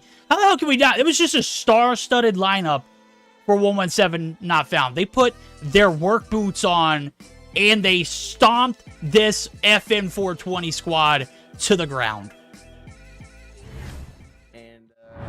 Talking about the fact that the least time a member from 117 had was a minute, bro. The least was a minute from Dark Wizard, and even him was with 28 kills, dying 18 times. It was truly a good game for each and every single member from the 117 not found roster. While on the opposite end, FN420 with everything on the board, with everything at stake, they just couldn't fight strong enough against their opponents here, with some really bad numbers. Unfortunately for Mark, he ended up 25-40 something, and as such, well, we're gonna be again to get geared up for the next one. That will be Search and Destroy on Raid yet again, but I'm not too sure. We'll have to see. We are gonna have to see. I mean, this, you're talking about a game mode where 117 have found their most success. Ain't no way, bro, right? Ain't no way we're going to see FN420 take us to a Game 3 here. They got to put their best foot forward, and it's got to be absolutely A1. They can't give any signs of hope to the side of the Spanish connection because, you know, we've seen it in last semifinals, or quarterfinals, rather, last season. I mean, or no, it was a semifinal. It was a bronze matchup. All right? The reverse sweep, the perfection, the grief from 117. It led us to a 5-1 in Search and Destroy in a Game 5, where 117 not found completely turned the tides around and completed it. They completed the reverse sweep, down 5-1 on a Search and Destroy on firing range. Granted, this isn't firing range, but the caliber of how high this, this next game is, the intensity is going to be rising. I just don't know. FN420 kind of shot themselves in the foot multiple times this season, and it's all riding on this game alone. There's something that I'm really excited for, and it's kind of weird because usually when I play rank, I get so annoyed when someone is using a shotgun, but when it comes down to competitive, I know that only a few members dare to use these weapons, aka, of course, I'm talking about Hez. Would you say that we are about to see some shotgun gameplay from him, or is just Raid too much of a risk? No, he does not need the shotgun. Why? Because of course the reward is high, but the risk is even higher. Like the risk, you're literally looking at Game 2 being the deciding factor that you move on potentially to play in a top 6 for money, or you're out and that's it for you for the rest of the season. Right? Of course, you got another regular season matchup, but does it really matter if you don't get a playoff spot? Let's be real. It doesn't. Not at all. Well, there's that. Okay, I was hoping to see shotgun, but Verdict is gonna heavily shut me down, tell me that I'm stupid and all. So I just have to move on with my life. Well, I mean, don't get me wrong. I like Hez with a shotgun, but I've seen him with more success with a Mag-10 in his hand. Something a little more versatile, something a little bit more practical. On a map like Raid, how much shotgun action are you really gonna get? True. I've even seen the man Grizz. I've seen Grizz, hold off choke points and hard points, but never in Search and Destroy be successful on that map. That's just me. Okay. Fair enough. Yeah, it's something that it is more of a response kind of deal. So now on S&D, not expecting it to be the case, but let's get along with game number 2. I feel like everybody is ready to roll on this map, right? It is. Yeah, we're going to head right back to the Hollywood Hills of California. And what could be potentially the biggest game of the season for FN420. Has the highest caliber. And it is probably a make-or-break. It is definitely a make-or-break moment for FN420. Hell, game 1 was a make-or-break moment, and they could not make it. So right here, it's a break or bust right here, right? You make this successful, Search and Destroy, takes that game 3, or what? What are we looking at? Because FN420, you have found yourself in this spot on the backs of your performances in the regular season. Nothing else, nothing more. It wasn't your gameplay. It was everything around the gameplay. So, success or not, it's all up to you. It's all up to the side of FN420 as the attempt to stay alive. 117 was here. Not to be played around with. They are completely aware that maybe, if I'm not mistaken, they got their spot on the top 6 at least, but at least will not be enough. They want to get as many points as possible. They have already taken a heavy win number 1, and as we begin round number 1, were you taking a look at the? Yeah. I was. Look, they were trying to coordinate it perfectly.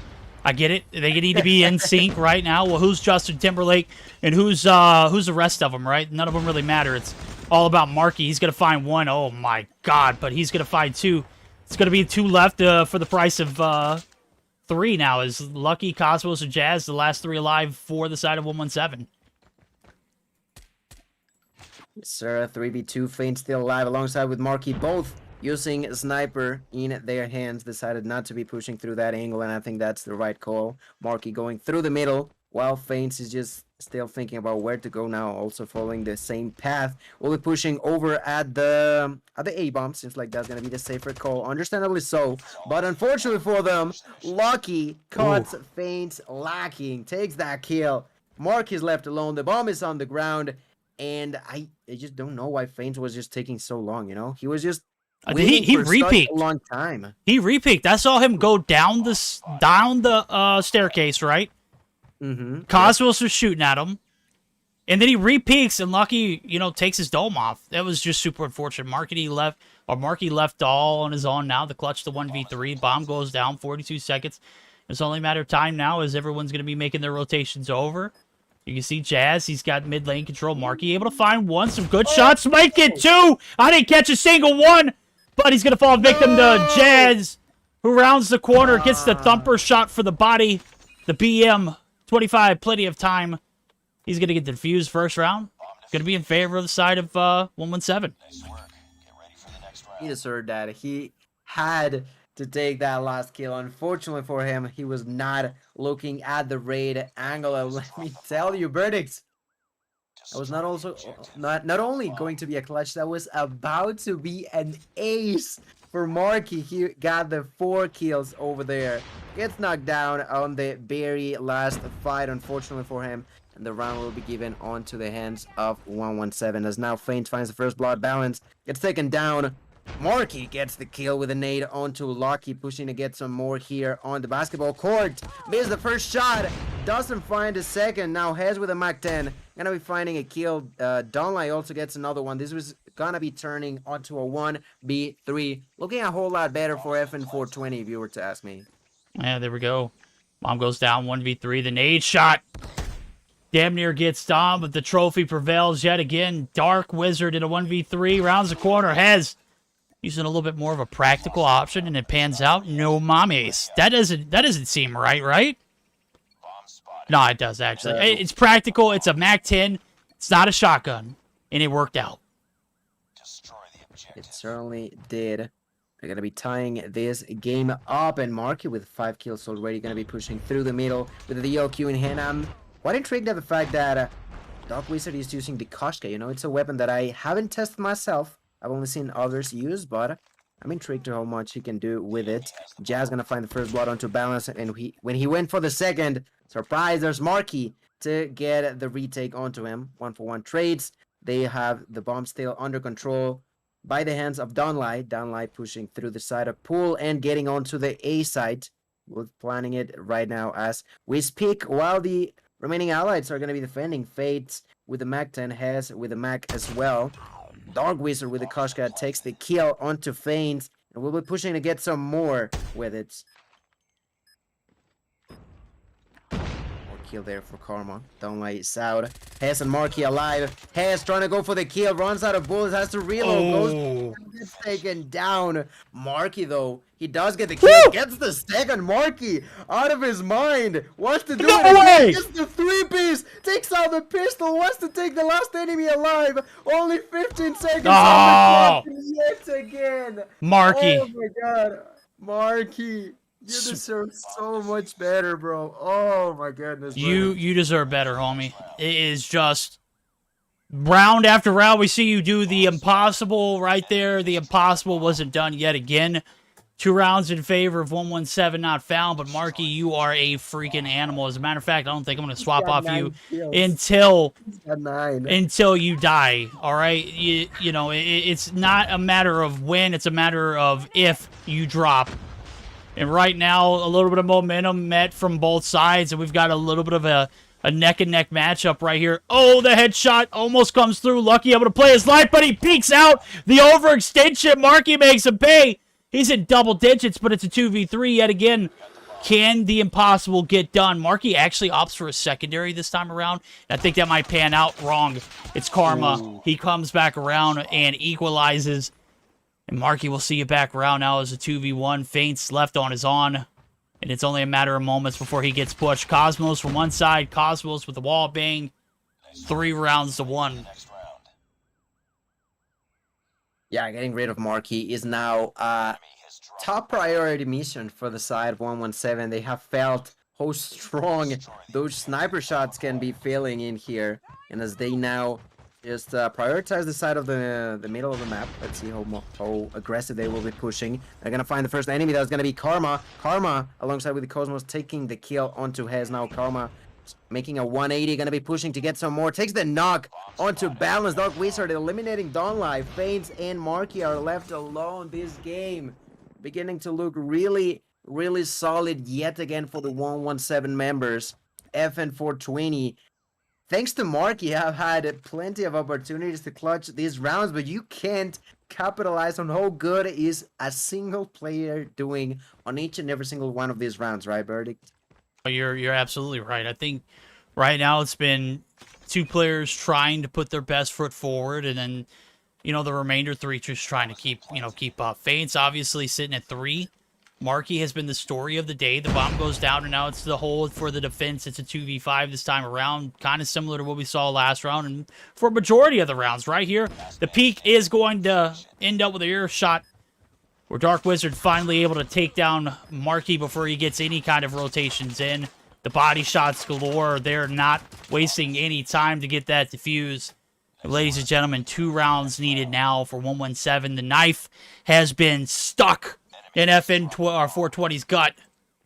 Can they remove it and heal in time to make the comeback? I don't think so. Yeah, I don't think so myself either. There's gonna be now the chance for 117 to be on the offensive role. Let's see how good or bad they do. To begin with, the fight is gonna unfold for Jazz, who picks up that kill into Dawnlight. Faints immediately follows short to the hands of Lucky. Yet again, around looking dominantly for the side of 117. Balance wants to be testing the water. Hez will be playing along with an SKS. Takes that kill. That is going to be kill number 3 as they push all the way onto enemy spawn. I was talking about aggression from 117, but now it seems like FN420 want to do the same. Marky takes kill number 3 this round for the squad. They're looking to get some more. Lucky and Dark Wizard. Dark Wizard gets the kill onto Balance. It's going to be a 2v2. No! Scratch that. Marky takes another kill. Lucky's left alone. 1 versus 2. A minute on the clock. Perfect opportunity for the 420 members to take a round in their hands, and they desperately need this point. They have to get it, or else they're gonna be with the backs against the wall. In here, Lucky goes for the slide peek, but Jess was ready for it. Mac-10 in hand, takes the kill, takes the round. FN420 will still be in an sort of okay position, while at the same time, if they drop a single round, they are gonna be really bad against 117. Yeah, I mean, one more round is needed, and it's map point here for 117. The good thing is the defense is prevailing pretty greatly there. Marky going to be able to catch one on the transition poolside affair. Now as 4 players push up, Karma finds a nasty 2-piece in kitchen sight now, as it is the 2-for-1, make it 3-for-1. Marky's dropped, and Feints and Hez looking to hold off the push for themselves. Well, the bomb has already made its way over. It's compromised. It's going down. That's going to reduce the clock now as a 2v4 retake. Got to play your pair as well. Hez looking for some shots with the SKS. He's going to be able to find one. Does a great job of repositioning. Now here comes the push from Karma. He's looking for the advantage on the backside. The backstab comes through. He finds 1. He finds 2. That is it. We are on match point. Karma. We haven't said his name enough already today. Man's on 13 as well. Putting up the numbers of Marky as well as his team doing a great job too. 5 kills apiece for Jazz and Dark Wizard, and 4 and 3 for Lucky and Cosmos respectively. And we got 2 breadsticks for Don and Balance. Is this where it ends for FN420? I think it might be. The hopes were alive, but they are slowly dying. Balance now gonna be pushing and could find multiple people unaware of his presence. Eventually pushes without realizing that they were over at the side of bar. Cosmos takes the kill. They will have to clear this area up, but at the expense of losing 3 players on the hands of FN420. Now the bomb is not gonna be planted quite yet. Dark Wizard is the one picking it up. Jazz gonna be pushing, takes the kill onto Feints. Now the enemies are pushing themselves. Takes the kill. Baby. Hez finishes the round. Hez takes the verdict. They don't want to give up. They are trying to stay alive. But a single round is between them and the complete death of the dream. Well, is the dream alive or is it out? Well, I just saw Hez.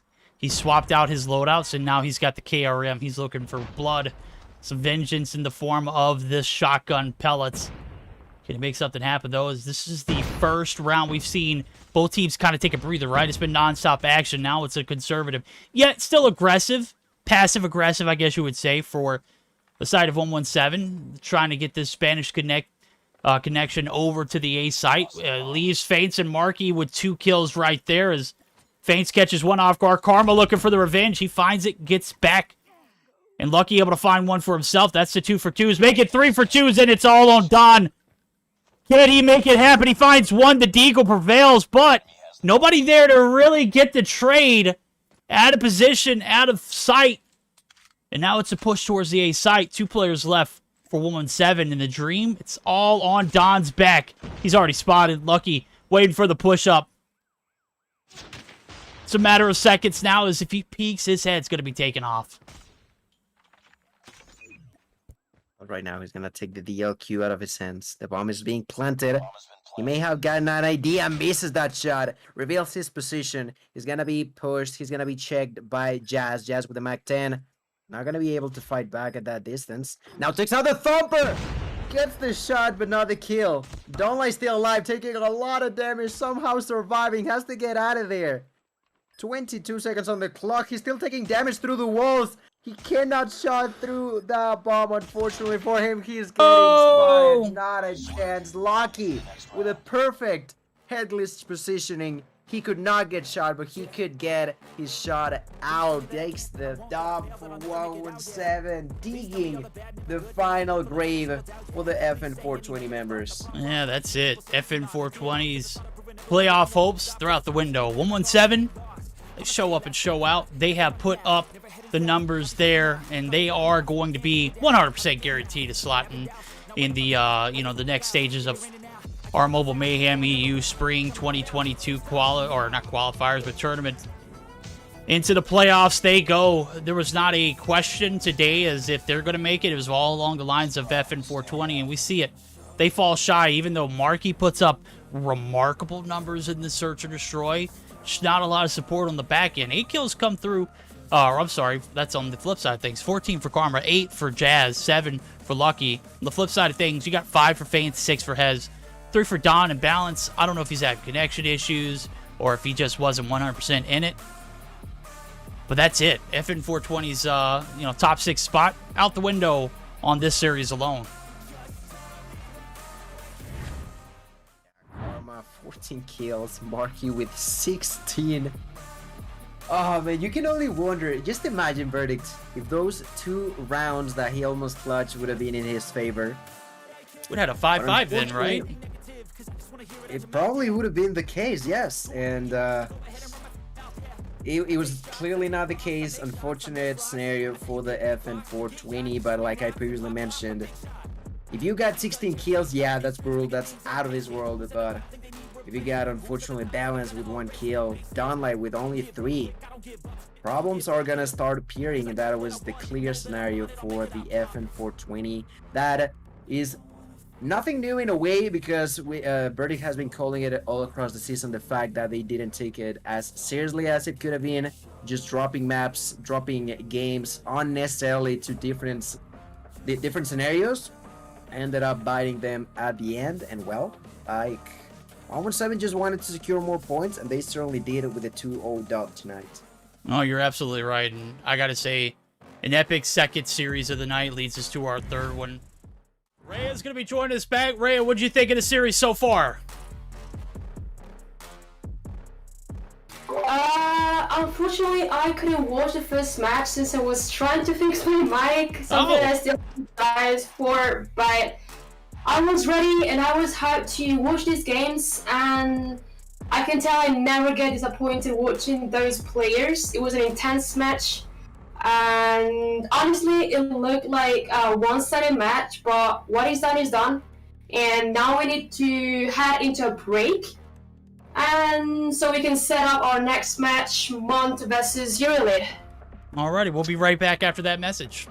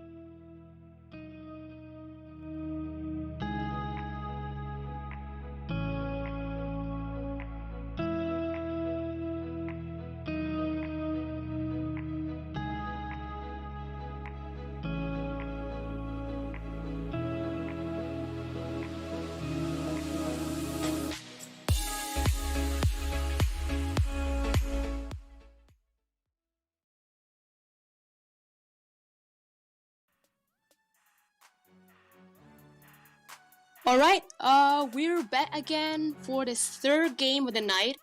And again, I apologize for my mic issues before, and I really hope that I fix them now. Right now we got another very interesting match in our schedule. We have Mount facing EuroElite tonight. And as I said before, it's a pretty important match for Mont team. So Verdict, what are your predictions for this game? Oh, this has got to be Mont flawless. EuroElite has been pretty solid throughout the entirety of Mobile Mayhem. I think if I were to roll with one team in particular, it's got to be EUE. With that being said, Mont, who was formerly Lux, definitely shown signs of improvement. It's a toss-up, but if we're looking at consistency across the board, I've got to roll with EUE. Yeah, totally right. And who do you think has advantage for this game also?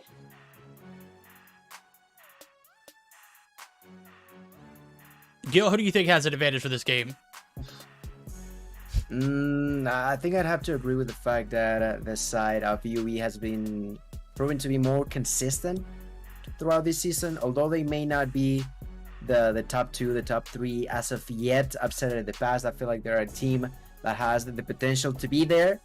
And although Lux has had some moments where they have fought back against some teams, it has not necessarily been the peak performance needed to win against UE tonight. So I'd go with UE as well. So both of you are rooting for EuroElite, as I can hear. Well, rooting. No, I'm expecting it to see a better performance from them. Yes.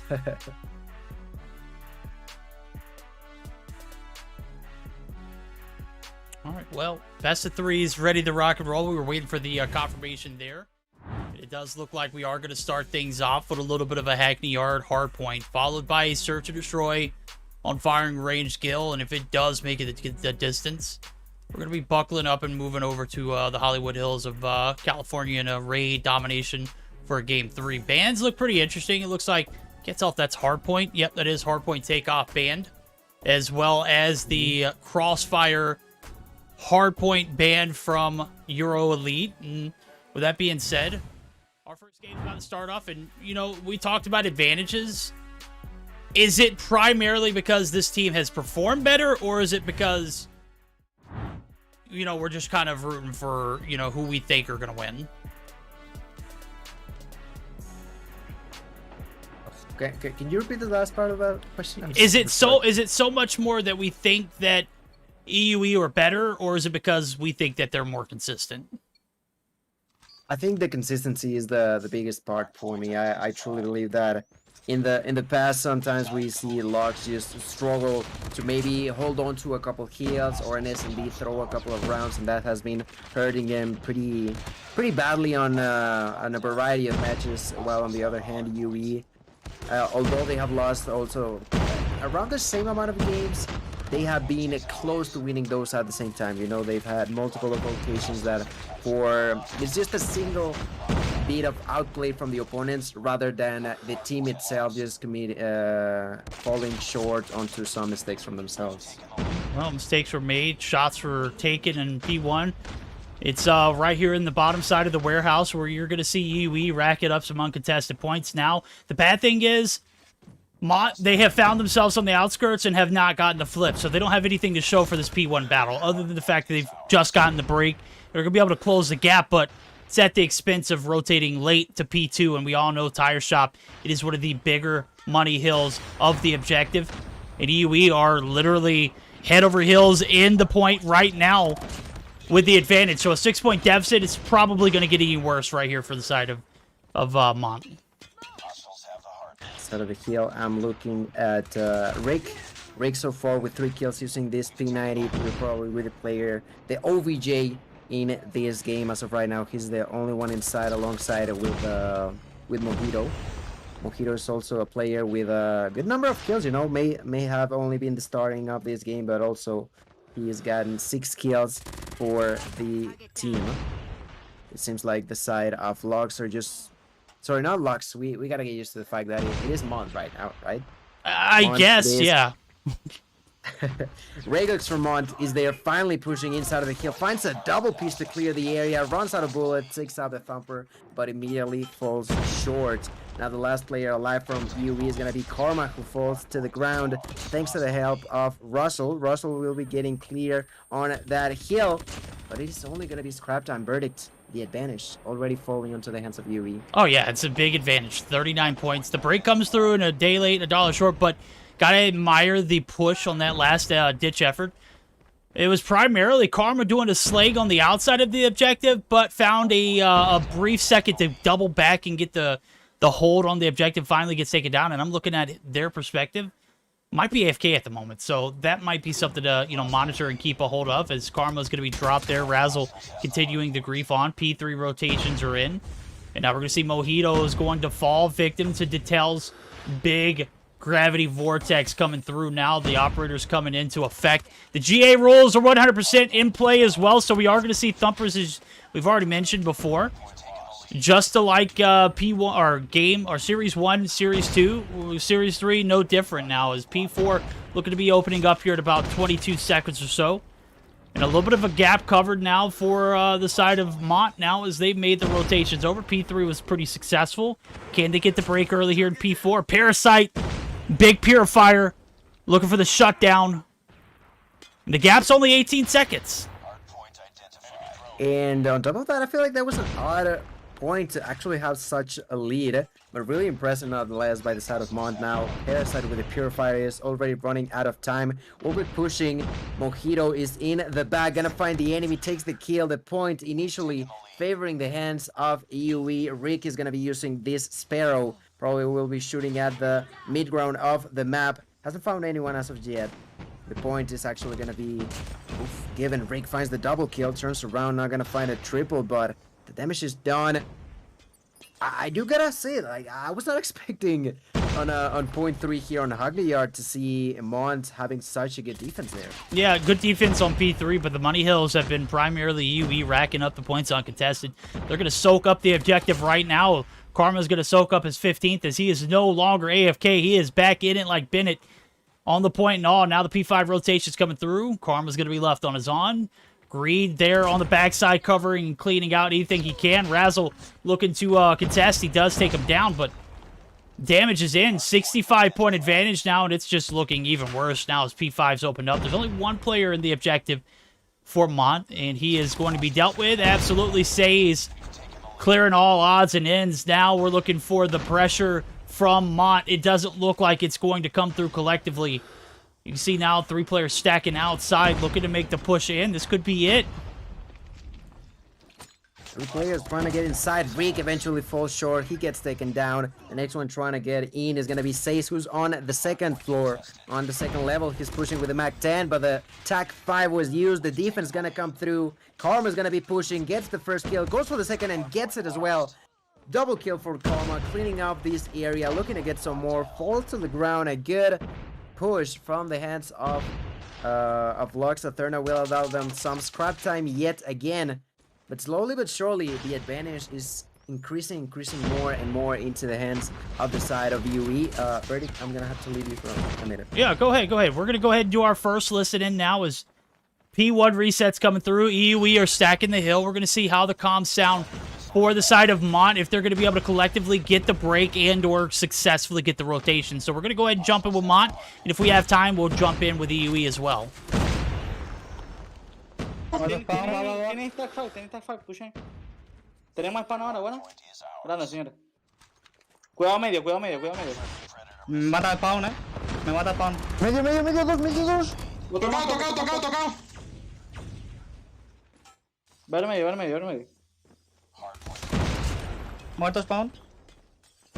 Ese casi en spawn. Bueno. Muerto. Grande. Otro más medio. Muerto spawn. Muerto. Tengo 2 en spawn, chavales. No, vamos a la derecha, venga, ya de una por la derecha. Tengo gente en spawn. A ver, estoy pushando. Ya hay uno en top net, señores, vengan el tiempo, venga. Detrás de la caja de medio otro. Me matan, están punto. Mirando escalera. Muerto, punto. Otro más. Muerto. No tengo rifle. Aguantado, estamos llegando. Otra vez Ani en track. Joder, el casi broken cabrón. No, tío, bueno, garaje. Va a salir por la ventana, Otra más, Purifier, loco. All right, you see the P3 or P2 rotations come through. The break is going to stick, and the Muddy Hills just have not been favorable to the side of Mont, and EUE are right back on the point now, looking to continue to grief this Mont team, take them out of the playoff picture just by beating them alone here. As I do believe Mont actually have another opportunity to redeem themselves, but if you're going into a last day where all is riding on the line, it is certainly not going to be the best typical scenario. Now, P3 rotations are coming through. UE are just literally closing out this one now is 185 and higher. The point's going to continue on. It's going to be Rick holding the objective down. The P3 rotations are coming through. We're going to go ahead and jump in for a quick listen-in for the side of EUE to see how the comms now are for this P3 takeover. P1. I'm dead. Even. What the fuck is this spawn? One roof. Win. Topal. The fucking red. Point, one shot, is low. No. Jab inside. I'm trying to push Topal. One heaven, one topel. One roof. SKS. Mid. Lower, one top. Top green, guys, top green. Look, Behind yellow container weak. I use back. SKS top roof. Kill SKS top roof. SKS roof. He jumps down. I go top yellow. I'm going. Watch your mid. One push. Mid is pushing. One topel, one mid. Topal. He's right side. I'm dead on side. One mid. Dead mid. Oh, top green. Top green. Come here. Come on. 3 points left. We got this. I'm pushing top green. Wait, green death attack. Use it. What? 2 on point, man. One top green. They have one trophy. One HP inside. I'm waiting for you guys. Top green. Smoke top green. Top green, he's below, he's taken They it. spawn P2, I'm spawning, They attack 5, 1 for cliff. Yeah, what attack? One is pushing green. One top green. Positive affirmations in the VC listening. A little bit of that, confirmation that, hey, we got this. I'm gonna wait for you. Those little subtleties just absolutely go miles, especially when you're going up against a team we're literally fighting for their life. And Gil, we've got a pretty epic matchup on our hands. Yeah, Mont are still trying to get inside there. They're gonna get it. Parasite cleaning on the last second for scrap time to be giving in favor of Mont. They got the inside of it. They're gonna be pushing on to the next area. And in there, it seems like we already have Razor with the Kilo at a distance. He knows that they're going to be pushing. He's on the second floor waiting for multiples to be walking by through the smoke. He's getting some shots by the smoke. I don't know who threw that smoke, but that's certainly hurting Russell a lot. He's not going to be able to defend properly. Now his allies are going to be walking by. Raygox cleaning the area, gets taken down. Karma still alive. Karma on his Liver of Hell gets taken down. The defense is only done by Mojito. Mojito alive, waiting for allies to walk by. And I think that's gotta be enough. That's gotta be all the time they needed. Although Mont are trying to get there, just walking, running desperately to get some time inside there. They're gonna get it again. The single player survives for a whole 5 seconds. But after that, it is the moment of truth for the hands of EuroElite as they take the dub on game number 1 and secure even more points in their favor while Mont struggled this game. Gotta mention that it was not a bad one after all. I was expecting a bit more dominance by the hands of UE, and with the way that Mont have been playing, I think we could pretty easily go. I know I'm going ahead of myself. I know, but we may see a game 3, No, I I completely agree with you. I think game 1 was the best chance at a game 3 opportunity for UE. Their search to destroy has improved, but it's nowhere near perfection. It is nowhere near greatness. It's nowhere near tier 1 level. It has certainly gotten better, But getting better and being able to seal the deal in 2, those are 2 different conversations. Right now, Game 1 was a success, and they can feed off that. You can take a look at it. Says 34 and 20. Big kills in the objective, as well as the 1 minute and 17 on the objective itself. 32 and 29 for Mojito. A little bit of a struggle there for Rick, but a minute and 51, you really can't argue with those results. So, Game 1's done. We're moving on to a Search or Destroy. The pace has been set. And now the standard has to be risen. You got to be able to rise to the occasion and able to close series like this where it should be a 2-0. And now it's a test. Can we do it in 2, or are we going to see that Game 3? And if we do get to see that Game 3, we're going to see Lux come through a momentum riding high from that Game 2 win. Well, you know, these are all like what ifs and coulda, shoulda, woulda situations. We got to see the gameplay. That's ultimately going to determine what we get, right? Yeah. That's the only thing that matters. We are only speculating as to what could, what if, what that.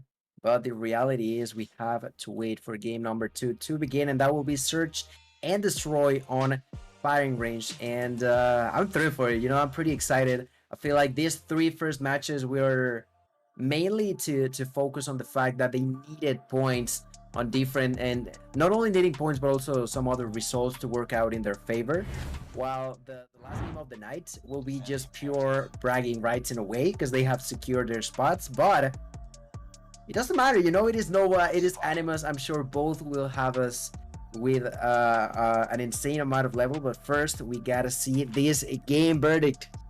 Game number 2, Lux trying to take us to a 3rd map.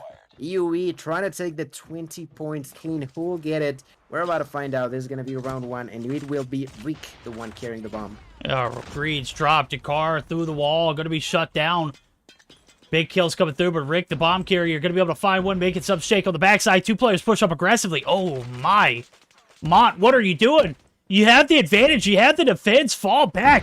There's no need to be this aggressively in this A-long site without any kind of, like, follow-up through it. Mojito's there to hold off the push and fend off this A-long site. Burnt car is a safe haven for Rick. And now you take that 1-player advantage and you subtract 2 from your side because Dakar and Parasite want to be, you know, I'm literally looking at them. They are almost in the spawn sites. There was no call for that. Razel is going to take the kill onto Says as they even numbers out. Bomb has not been planted. They're still thinking about where to go. Rick is going to be pushing, takes the kill onto Raygox. Immediately, Dytel is going to be pushing as he knows they're going to be there. Takes kill number 1, goes for his life. Oh, baby! Number 2. Good double kill for Daytail, leaving Karma in a 1v2, getting pushed over from behind. Razel, no, he's there. He's gonna take that kill. That was an amazing double kill by the hands of Luxburg. That looked clean. No, it was damn clean. And, you know, the man who did it was one of the ones that we will continue to talk about on this roster for Mont. He always steps up and rises up to the occasion to make sure that his team is, you know, in the point or trying to get in the point. And in this instance, picking up the slack where your teammates left off. The 2-piece right there was so beautifully done. Collects those and prevents that bomb from going down. But now it's 2nd round. Says is going to be your bomb carrier now. The path is going to be cleared for Rick to get in trailer. You got 1 player, Mojito, holding off any kind of action through the armory side. And, you know, all I's are dotted, T's are crossed. Everything's covered, right? Should be a picture-perfect bomb plant. Rick shuts down the trailer side push. To tell, looking for something on the barrel site. Gets 1 greed on the transition. Ragox clears that one out, but the bomb's down. Now it's the push for trailer. Rick shutting it down. Razzle there to get the 2-piece, or the 1 now for the trade, and now it's a 2v2. We've got only a few moments here left on the clock. 28. Oh, Karma. God damn, the movement could not have been better. Could not have been better here. Raygox in a 1v2. Yet again, the opportunity into the hands of EuroElite as Raygox struggles to find the enemy behind that bomb. He's gonna get taken down. That's the 2nd point in favor of Euro. Oh, wait, no, 2nd? 1st. Jesus, what am I saying? The evening round, my bad. And, you know, these rounds have been good. They have been chaotic, and they had been really high movement from both sides. I'm looking at Parasite going through the middle of the map. Through the smoke, he has not realized that there was 2 enemies in front of him. Through the smoke, they're there, Parasite. Oh, there you go. He finds the kill onto Says, but surprise, they come in a combo. That was 2 people in there. only got one, gets taken down. The player lead will be surely in favor of UE, but immediately Mons gonna bounce back up. Karma gets the answer back. And I don't know whether there's gonna be a 2v2 verdict. It is 2v2, minute and 20 on the clock now, looking to be reduced, but Dittel, look at this slow peek, the door frame, gets the shots with the thumper, big kills right there, Rick! Shut down, it's all on Karma. Minute and 15 on the clock, bombs down, it's in no man's land.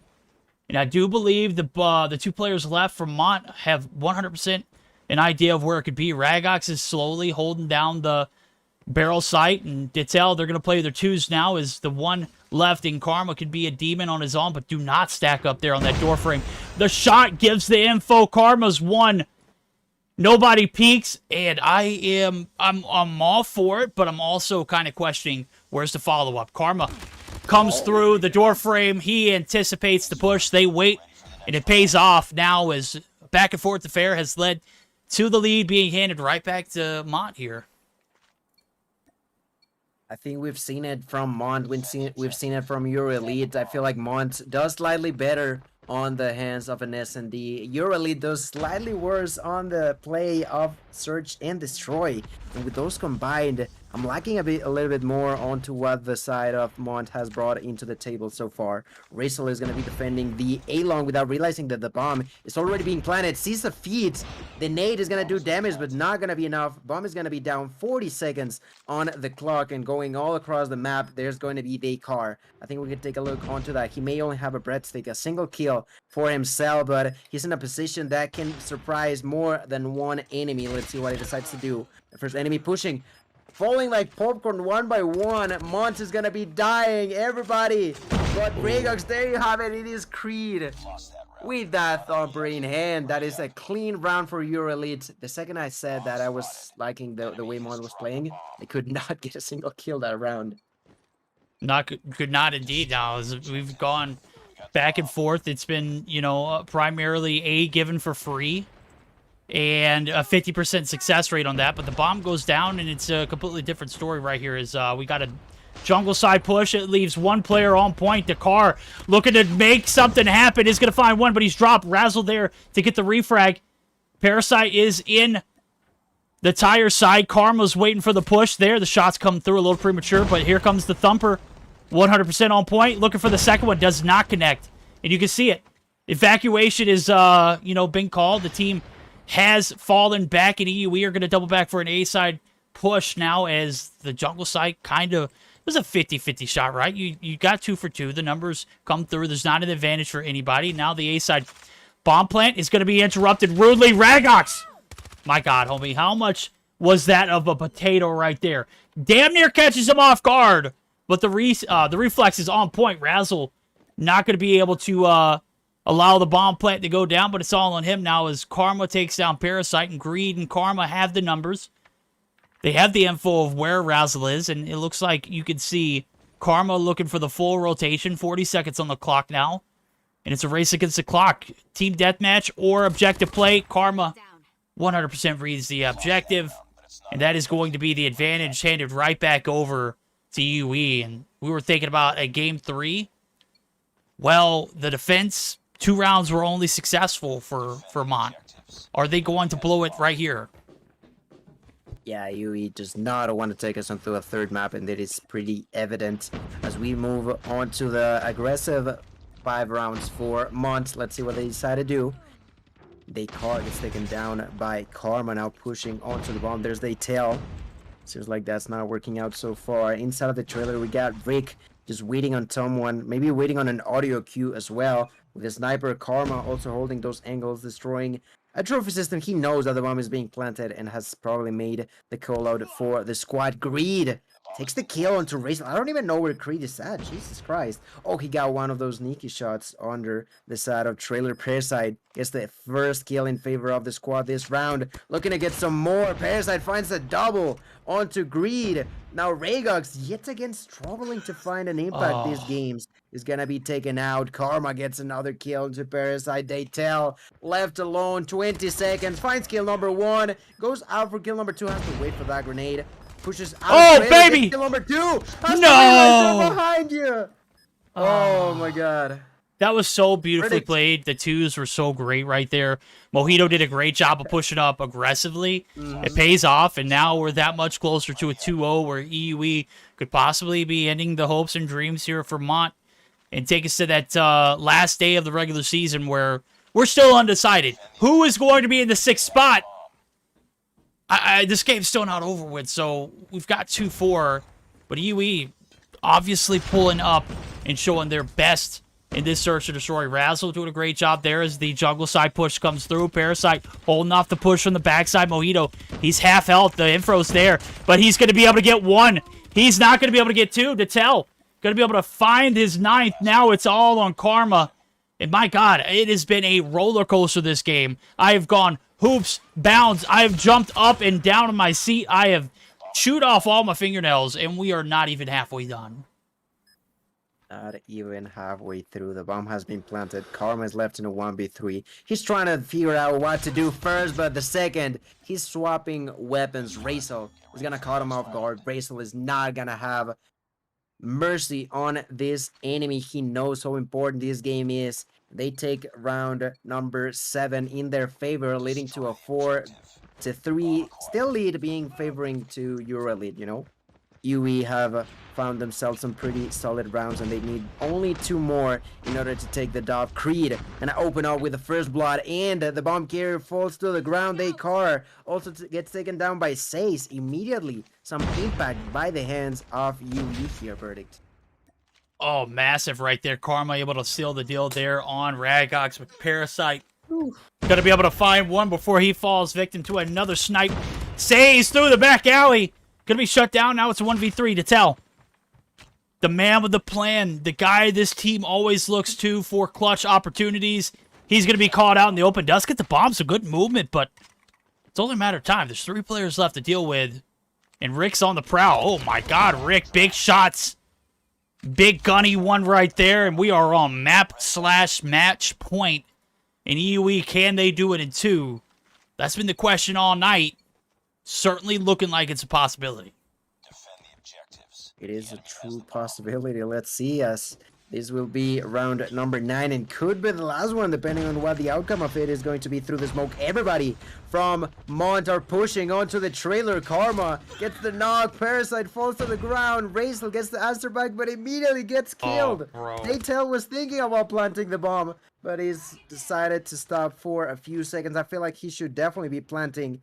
Gets a few shots out of distance with the P90, but the sniper is now gonna be waiting onto the peak. Gets the kill. The car is left alone. Verdict 1v3.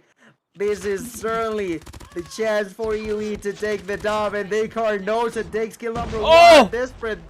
Throw the thumper. Go! Don't do it to him like that, Descar! What is going on? No dice! What is he doing?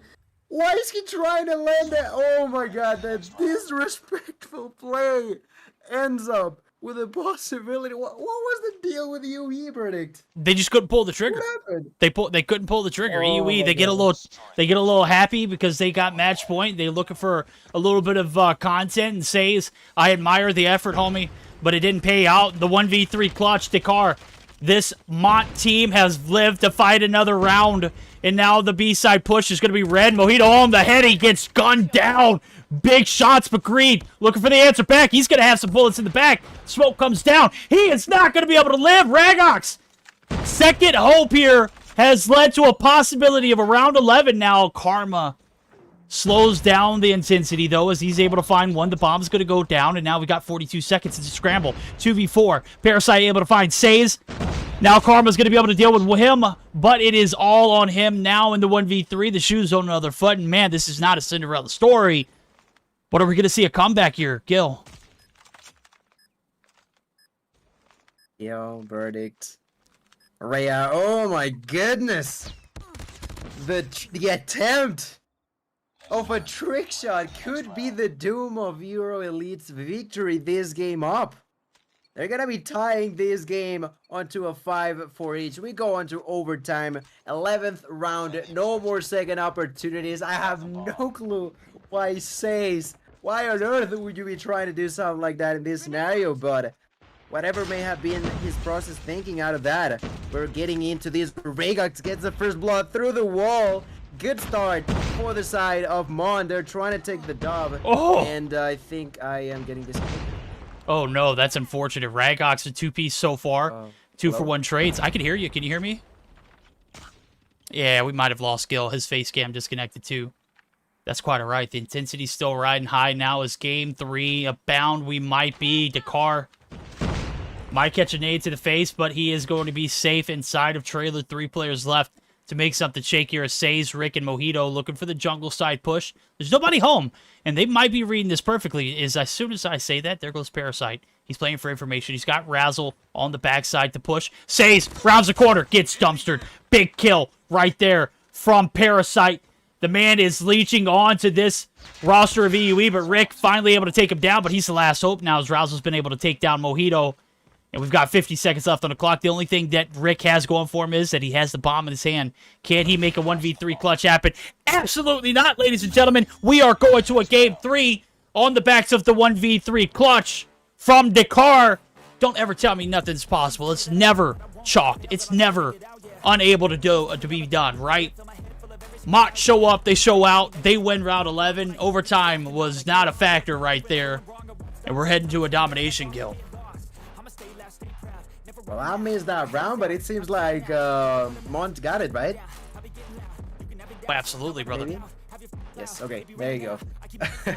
I just lagged out of there for a second, but I'm still like at a loss of words. Why would they do that, bro? I feel like it's not that we're trying to make it fancy, and fancy is not what you need here, bro. It was certainly not the moment to do it. They end up losing this game, and well, Mont just taking their chances, taking their opportunities, outgunning the opponents on the last couple of rounds, and moving to game number 3. You were talking about the fact that if Mont ended up winning this game, they could be trying to move that momentum on to the next game. Would you still be backing onto that statement? Oh, I 100% am back behind it. You know, you're taking a look at one round that determined this game. Am I out? Yeah, I can hear you. Can you hear me? I'm out. No, I can hear you. All right, we're having a little bit of technical difficulties now. Taking a look at the best of 3 here. As you can see, we are going to be heading over to a game 3 brought to you by EUE, throwing that 3v1 that they couldn't clutch. They're trying to get a little fancy. They're trying to do a little trick shot in the 360 cringe. It leaks over now as we are heading over to a raid domination. And I don't know if Gil's got his stuff back. Can you hear me, Gil? Nope, cannot. That's a rip. Well, here we go. We're getting buckled up for it. Game 3 bound. Search and Destroy was epic. EUE showing that they can win in game 1. But again, Search and Destroy, one hiccup, bro. That's all it was. It wasn't a story of them primarily throwing. It was just more so less that they didn't close it out when they needed to. It was a 3v1. How the hell do you not get that? Well, for the memes, for the trolls, for the content, and sure enough, they fall flat on their face. Round 11. I think that round 9 was just momentum enough needed for Mont to make the comeback. They win 2 in a row, and now we're heading to a domination where I think Gil, based off of his facial expression, does have life back into his headset. Am I right? Yeah. I'm sorry, freaking.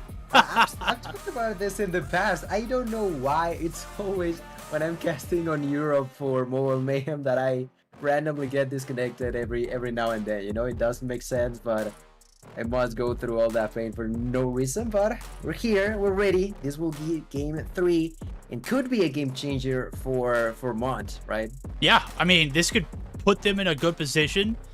As a matter of fact, 15 points is all that is needed to, you know, cap over Illuminati, who again, Illuminati only have 1 series left for the remainder of the season, and that's against Nova on the last day. Okay, right? Illuminati have kind of, you know, lost focus. But that's neither here nor there. It's all about Mont. Can they do the impossible here and beat? Oh man, I didn't change the Dom map. That's on me. Well, it's not. Just It's double check. You can hear me. Okay. yeah, I can hear you. Right. Yeah, we're in raid. We're not Alright. in. We're definitely not in firing range. That's on me, ladies and gentlemen. Yeah. Reed, California, you were talking about it earlier. Flags are gonna be captured. Control is gonna attempt to be taken by both teams at the same time. And I'm gonna be sticking around with Says, the player that unfortunately could not close the round in favor of the team, will now be attempting to control the middle ground of this map. Picks on to kill number 1. Bounces in and out of the hill. Has the thumper in hand. Goes for the Kobe and lands the kill. Verdict. That is going to be enough control for the team to attempt once again to capture B, and that is going to be the clear path for the side of EuroElite. Kobe! You know, you hear it. When you hear those shots from half court, roger that, homie. Gets to connect right there. The B side, the ring side, all in favor of... that is going to be EUE. They get the early cap on the B, and now it's all about control and ring. They have done everything needed right here. The streaks are going to come through. Mojito's going to go ahead and opt to use the Predator. I don't think he found much with it other than some info on what the players are. Parasite looking for the laundry control right here. He's going to be out. Oh, rounds the corner. Says. My guy might have missed the 360, but he is on a warpath right now. Yeah, the 2 flags still being pretty confident, but now it seems like Mont trying to go for a different strategy. Parasite finds the kill, gets the capture, goes for more. Razel is left alone. Only player alive was hiding with a pistol in hand, gets taken down. They're going to be retaking Alpha, while Mont are trying, well, to confuse their opponents as best as they can. It seems like the strategy is not going to be working as efficiently as they could have anticipated, but somehow they got those kills over at Alpha, right? Yeah, they did. They prevented the... Yeah, that's worth a lot, actually. As a matter of fact, it's going to be the A-cap coming back through. Is it going to be 100% done? Greed sacrifices his life, but now Parasite looking for the B-side. What the hell? Karma, what were you doing up there, bro? Literally sitting up the top side of the little secret area and gets the drop on 1, and that was Parasite. Slows the progress on B, but the numbers are there. I don't know what's going on. Mont not able to capitalize. Ragox trying to sacrifice his life. Is going to be able to get the job done. And Mojito, he wants blood. He is going to find it. Rick going to be able to catch the players off guard now. And now it's a battle for ringside control. And B, as we see Mont right back in it.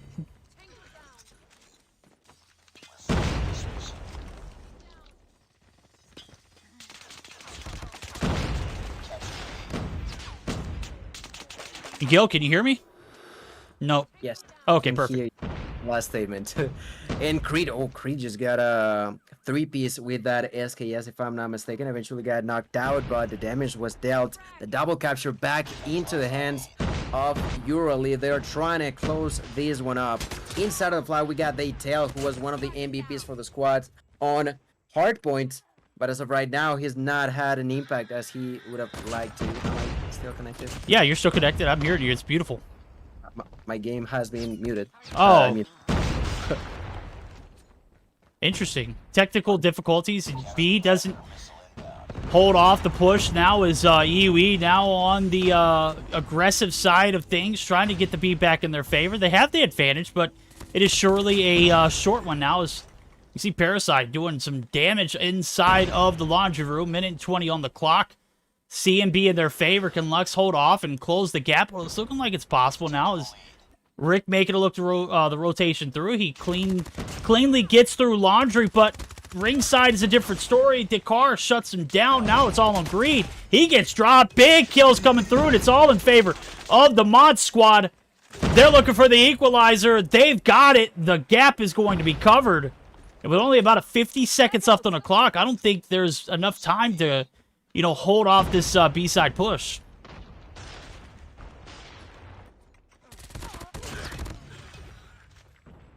With that being said, I think we're going to go ahead and do a quick listen in.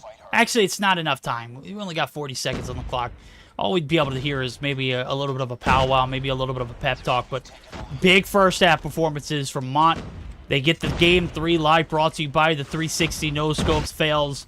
And right now, we're looking at a bit of an advantage roll into the second half. So I'm thinking as soon as the second half begins, we're going to go ahead and jump into the VCs of not Lux, but Mont, and see how the comms sound as they've got a little bit of a boost. We're going to go ahead and get a little bit of a feed of that and see how their preparation for the second half begins. Bueno, ni tanto, porque si tenemos Y nos posicionamos bien en P1. Go, go, go, go, go, go. Venga, loco. Me lanzaron 10.000 humo. Se mató un maricón. ¿Buena? Uno top red, blue one. Cap. Uno dentro de red, uno dentro de red. Muerto right. Tapen conmigo. Vayan a. No, cap. Yo defiendo si pushan. Vale, pilares ahora. Necesito uno conmigo en Londres, ¿eh? Voy, estoy contigo. Uno red, top red. Ve. Muerto Londres. Está pusheando. Dos pushean Londres. Dos lavanderías. Ya sé, tengo full rachas. Lánzalo en lavandería. Bueno. Hay que ganar Londres. lavandería, Ese que es el... Tengo Goliath. Voy a tirarlo. Lavandería una bala. Sí. Tira el tofe. No, me lo ha quitado en la cara. Londres se calla. Una bala, Itel. No, toca una bala de Goliath, 3B, 4B. Por la desesperada, bro. Wow. What did I just see? The comms on point, the Goliath goes down and his joint says he's a slither of help, but the damage is done. The gap is going to be covered. And the double cap sticks. That could have been a game-changing performance there from the side of Mont, but it was quickly reversed in the momentum. And the comms now, as EUE have the driver's seat, they have the double cap. We're going to go ahead and jump into their comms to see how this second half could be a different performance now. As I can't believe they yoinked that, man. I'm a little bit broken after seeing that. We're going to see how the comms sound now as we're going to go ahead and jump in for our second listen in with EUE. Go back on laundry. Go to Londres if you can. Yeah, Goliath, stay on. Stay there. I drop you. Yes, for real. I'm big, like, go see, what the fuck? No, bro, come on. It's okay. We recap that. Spare top laundry dead. One on B, they have tag. Go B sides. Go B. I'm helping you, wait. Oh, Goliath is dead. Yeah, go B. Zig, bro, zig. Camp on C. Stay on A, guys, stay on A. I'm coming on C, bro, Rick. One Zig, bro, one Zig. Secret, beyond. 2 on C, we can come. Yeah, 2 on C, try to take ring. Kill the guy on jungle, guys. One jungle. Jungle is camping, it's chaos. Laundry. Refer again on red. Wait. Go ring. He used the be careful. One back laundry, secret. One mid. We have to push B now, guys. We have to push B. Or we lose. Wait, you have time. Get ring. One pillar, dead, one dead laundry. Rocks. This No, bro. It's true, it's chaos, bro. One laundry, one stay true. Guys, stop pushing C. Go guys, A, go for B. Smoke red and push C. And push B. Alright, we got a redirect and a reapproach. My goodness, it is coming down to the wire. Time is a factor. EUE trying to buckle up for a push one last time. Karma looking to lead the pack. He's 16, make it 17 kills deep. He's cleared off ring, but Laundry, there's still Parasite inside of the objective. And I think my emulator might have crashed. Yep, I cannot switch, so we are all having technical difficulties. There it goes right there. I'm in shambles right now. Good night, bro. What the freak? Is it going to come back up? Nope, it is not. Let me go ahead and reset. Good freaking night, bro. What the hell is happening?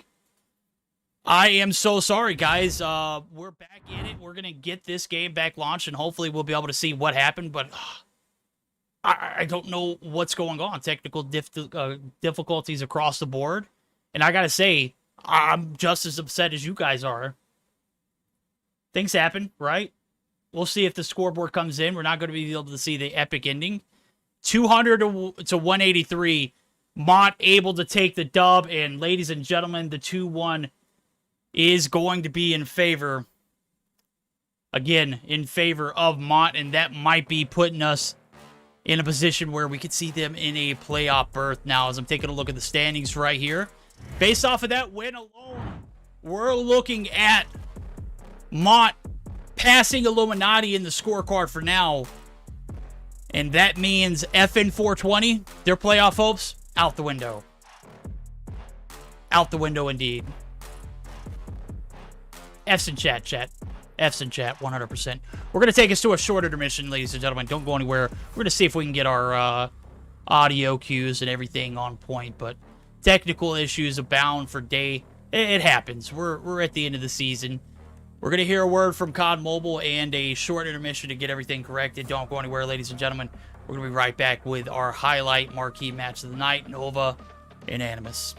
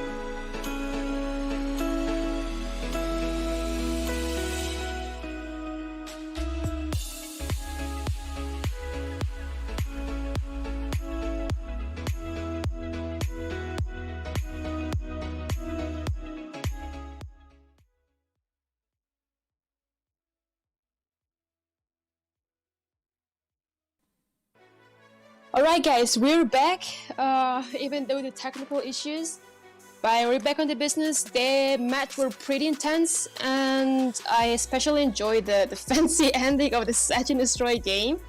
And I honestly didn't expect they would have played a domination match, that it was actually very close game.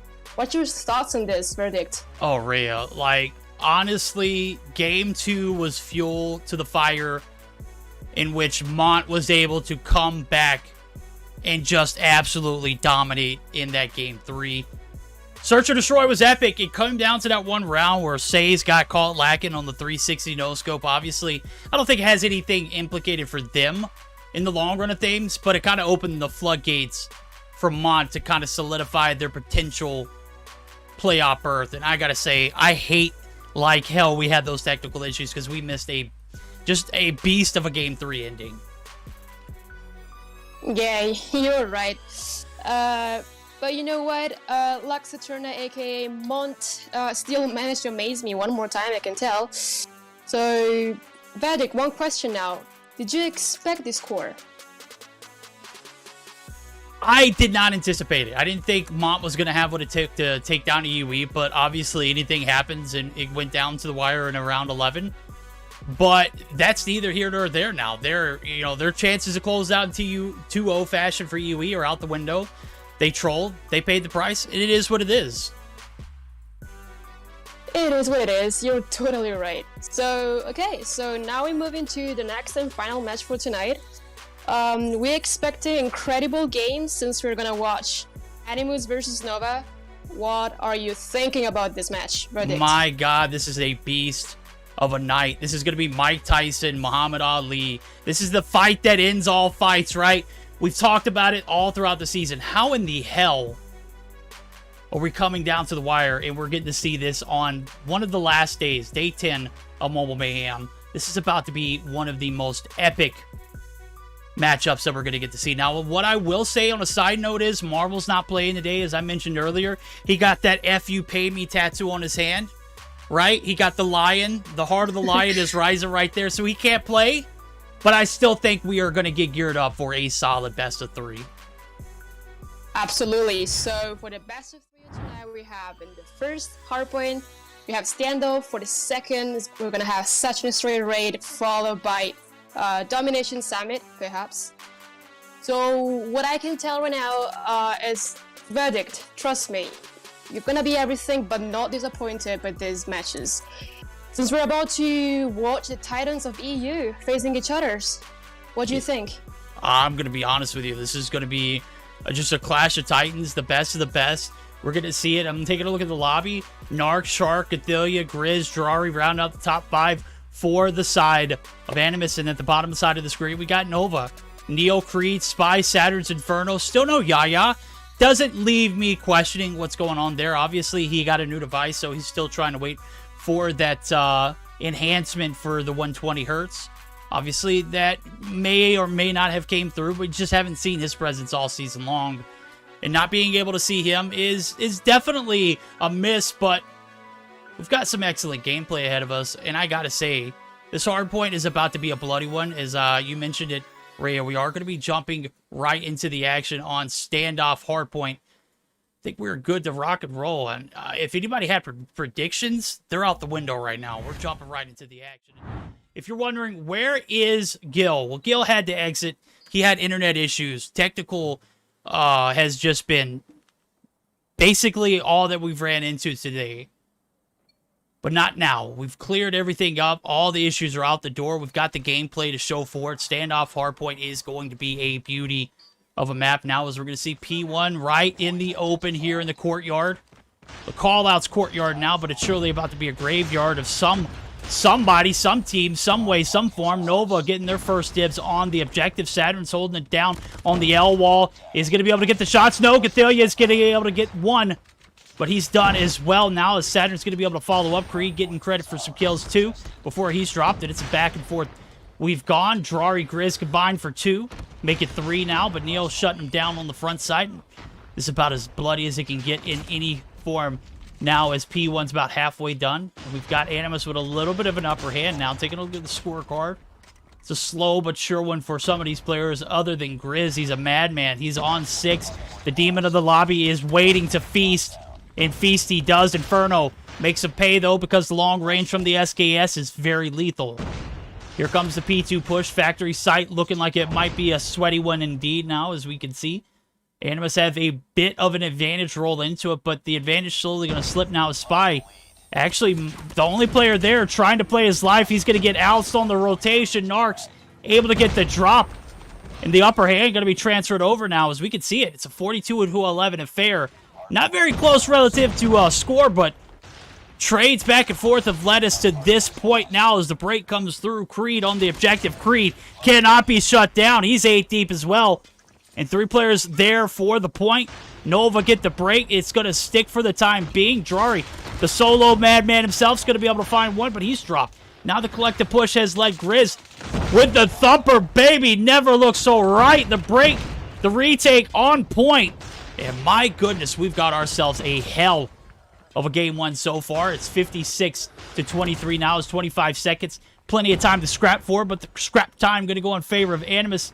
As Creed spawns right next to the farm side of the area, looking for a little bit of a jump up, maybe able to get a little bit of a safety net there from the concussion, but he's going to eat, oh my, a plethora of just absolute domination. And Grizz, my God, how many kills does he have right now? He's 14-5, 81 and counting, make it 83, 60-point advantage. A full hill is needed here for Nova. They're looking for the top blue safety, as you can see Spy's there first yet again. He's going to be able to hold off the push, and now Nova are going to have to battle it back now, as a perfect point is going to be needed to make up for the time that is lost on P1 and P2 now. 4 players collectively on the outskirts of the point there. Cathalia spawning out. Grizz on the objective is going to be able to get one, but Satyrs plays his 2s very well. We've got a pretty spicy P3 top blue rotation, but only 1 player on the objective. And you got Inferno holding spawns back. This is a damn good rotation here for Nova. They should definitely be able to close that gap by at least 40 points based off of what we're seeing right here. Grizz looking to change that, make something happen here. He's waiting for Inferno. Catches a black and Saturns. He gets smoked too. Now the last 15 seconds up for grabs. Might not have been the best play, but nonetheless, they're going to maintain the traffic. They're going to maintain the points. And they're going to maintain the advantage. P4, one of the lockdown points. Cathalia's out. Now is Nova off to set up early. Drari going to be dropped as soon as he pulls out his purifier. I couldn't help it. I had background noise, and it was a damn jet flying over my house. What the freak? Nova now on the point. They should be able to cover this gap. And with that being said, we're going to go ahead and join in Nova's VCs for our first listen in this marquee matchup of the night with Nova. I'm gonna stun this one. I'm gonna stun this one. You got me. Mid side. One. Two inside. One boxes. Oh, Sledger, I don't know. Bro, two side again. What is this one? Three. Behind the garbage, whatever. Boxes. Back. Oh, nice, he's dead. Come on, push the side still. Top market. Inside. Broken one. Broken got me, broken. Dead. Bro, he pushed farm. Nice. I'm getting you, Creed, get me. Market. I'll put attack. Top market is still. On you. You dead. One more. Broken. Might flank us. Bro, he's still Dilly dead. I trophied G. Dead.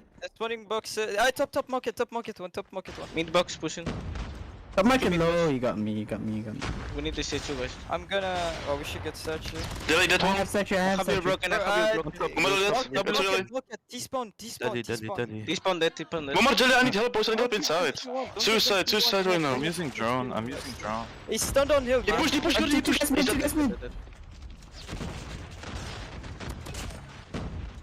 Delhi. One minute Big blue dead. Good side. Tractor one. Tractor. Tractor dead. Careful ground farm. Alright, P4 break comes through. Animus able to keep their lead, but the comms are kind of rocking and rolling with Nova. Nova trying to make the bounce back here in P1. It's been the story of the night here in this game 1 so far. As you can see, it's a lockdown in the last few seconds, but it's a battle for new that will surely ensue. Saturn's going to be able to pick up the last little bit of scrap time, and here comes Neil, the Purifier pop, looking to make a few trades himself, but he's going to be ousted right before Narcs gets blasted. Grizz, the Madman, 28 on board, finally shut down, and it's been Spy who has done a majority of the anchoring and rotations early now. New, is it going to pay off? They pay off first time. Shark makes a pay there. Shark not necessarily having the best game of his life. Good thing is, Grizz has been just a big Louis V duffel bag carry so far. Now as he picks up his 31. None shall pass in the back alley. Creed looking to do. Saturn's, he gets dropped, but Creed finally able to take him down. And Animus on the backs of Grizz are going to be able to successfully hold off the push on the P2 rotation. Factory has certainly been a saving grace for them so far, and now it's a battle for P3 where we saw Nova bounce back, pick up a little bit of momentum, get buckled up for that P4 rotation, but they did a little bit prematurely. They gave up a lot of scrap time, and they gave up the break on the P4 rotation. Can Animus make the break here on the P3 transition? Well, we're going to go ahead and jump in for a quick listen in for the side of Animus, see if they can seal this game one out and maybe shut this P3 rotation down as we see the last few points coming through. One more spawn. Wait, we need to use the drone. I put my drone. Cover his middle. Nice, good shit. Tableau. Cover your middle. Let's push together. Yalla, go. Backspawn dead. Push together, why not? I'm caucus. One over the wall, Annie. Annie, back alley. One top. Over the wall, Annie. Andy actor over the wall again. We have another run. One bottom blue. Go next, guys. He's gonna play Scout, guys. Broken. Another one broken. One tractor, broken. Tractor pushing. Broken dead. Tractor again, watch tractor. Probably gas. Get good control, guys. Get his spawn. Statue. Ouais, two boxy, they're pushing boxy, guys. Okay, go on site to Aeterna. I do kill the... Caucus, boxes. Drone dead. Boxy, On site, nice. Dead. Stay side like this shot. Yeah, they're gonna push. Statue dead. One boxes. Factory. In spawn. Yeah, T-spawn. 1 HP, T-spawn. He push. Nice. Nice, they spawn gas. I'm going top mark. Nice, Matron. I got top mark. I'm going top. One back farm. T'inquiète, Ray, laisse. Ah putain, tout farm, Ray. It's fine. Pushing. One boxes. Yeah, I saw him. Get control, boxes. Help him, boxes. That's fine. Dead. One more. Focus, statue. Go, statue. I'm pushing. Pushing. Dead, I'm going inside.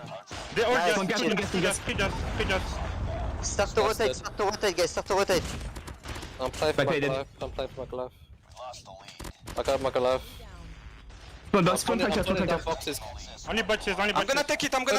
Pushing me. One dead. We're taking it. Alrighty, second time today is a Goliath being yoinked. Well, guess what? It is not this time around. The Narcs able to find the success. Grizz able to go ahead and pop it, and that's it, ladies and gentlemen. Game number one in a nutshell. Woo! Baby Animus come through with a high heat, high momentum, 250 to 169 win, and good night. A solid performance indeed for the man Grizz. He was a madman from the jump. All by himself, he said he could do it. Well, he got a lot of help towards the end. Gathelia and Drari surely stepping up and stepping out.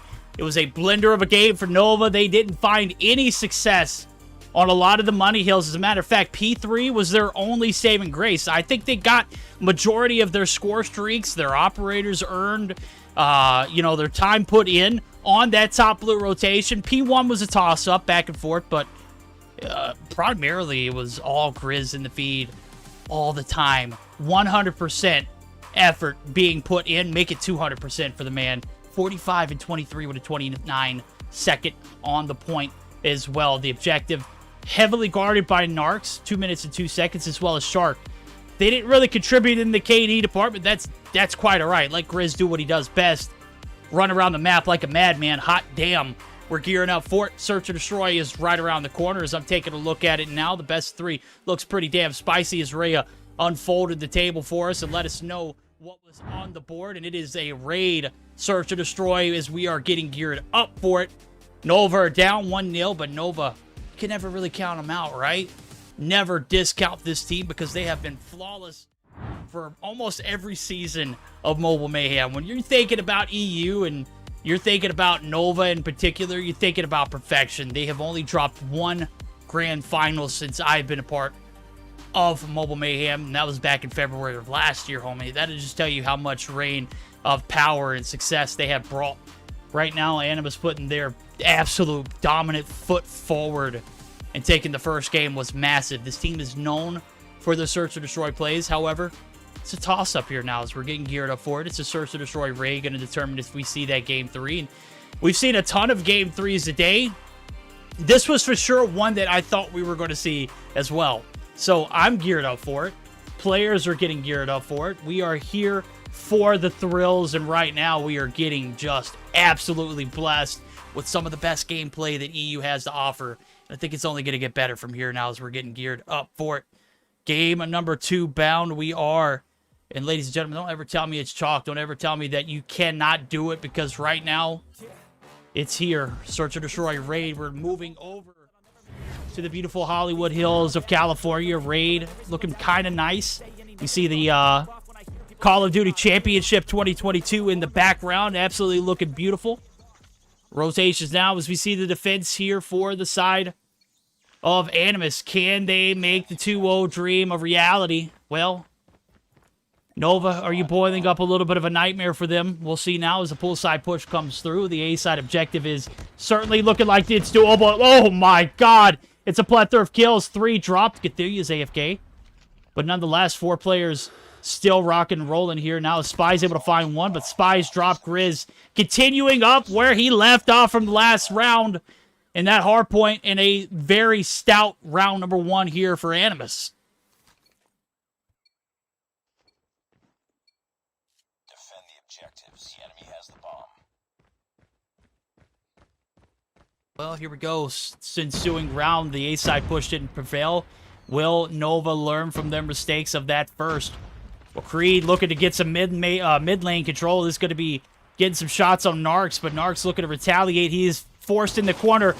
The Renetti doesn't pan out. Drari able to find 1, so 1-for-1s are done, but the Madman is on a hell of a flank. He finds 2. He can't be stopped. Grizz, my guy is a grizzly bear indeed. Creed finally able to drop Grizz, but it's all him now as the round slows down with 1:20 on the clock. The bomb's down, and well, Money Room, Sharks there. He's on the outskirts looking in.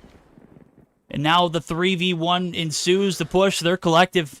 They're not looking to give anything away for free. What Drari does, peeks out the window, but guess what? Round the corner, it's going to be a 2-man stack push out the kitchen door, and 2 rounds solid. Animus looking pretty damn solid.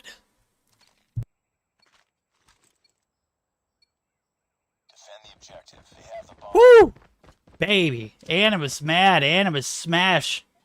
And they have smashed Nova 2 rounds in a row, but the ensuing round, Grizz is going to be caught on the flank this time around. Going to get a little bit of traffic from Saturns, but Saturns doesn't shoot back. It's okay.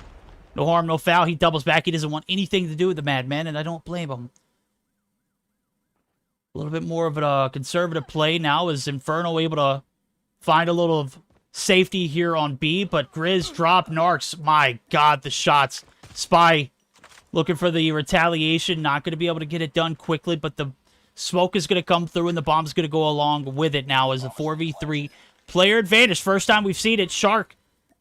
Fish got to swim. Shark got to eat. Shark eating. My guy picking up his first now is going to go for the ninja. Saturns is there. Saturns knows it's right here, but is he going to get it through the smoke? He can't.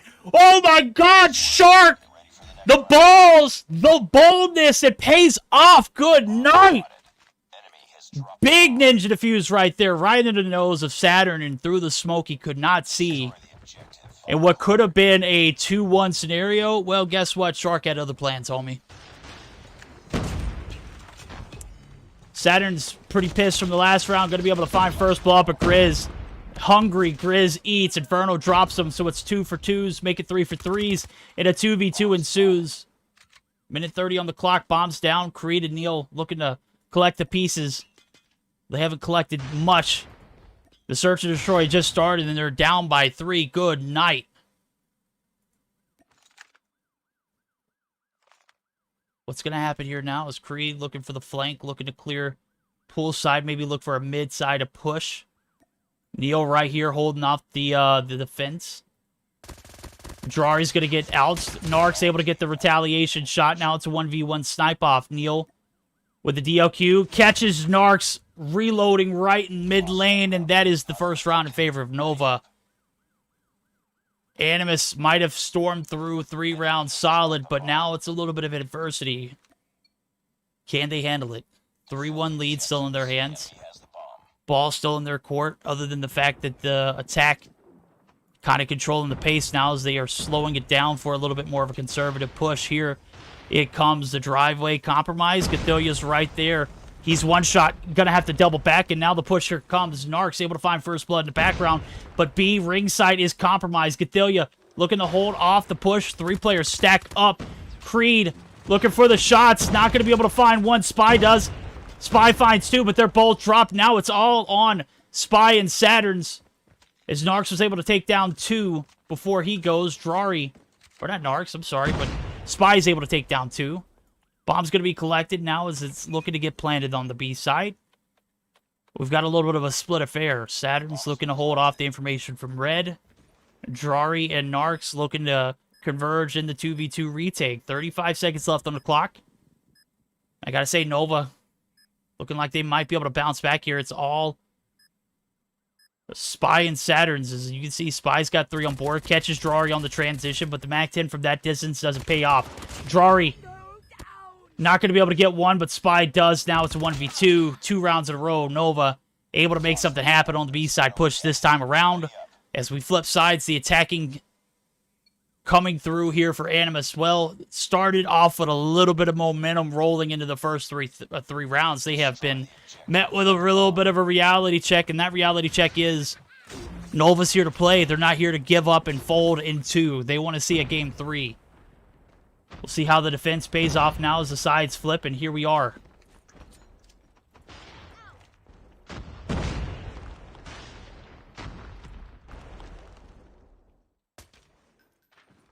Slower start here for Animus now, as you can see it. Kind of held right back in their spawns. A little bit of control in the red room area. The nade goes out for Grizz. Drari holding the angle there in the mid side of the lane, looking for some Koshka shots.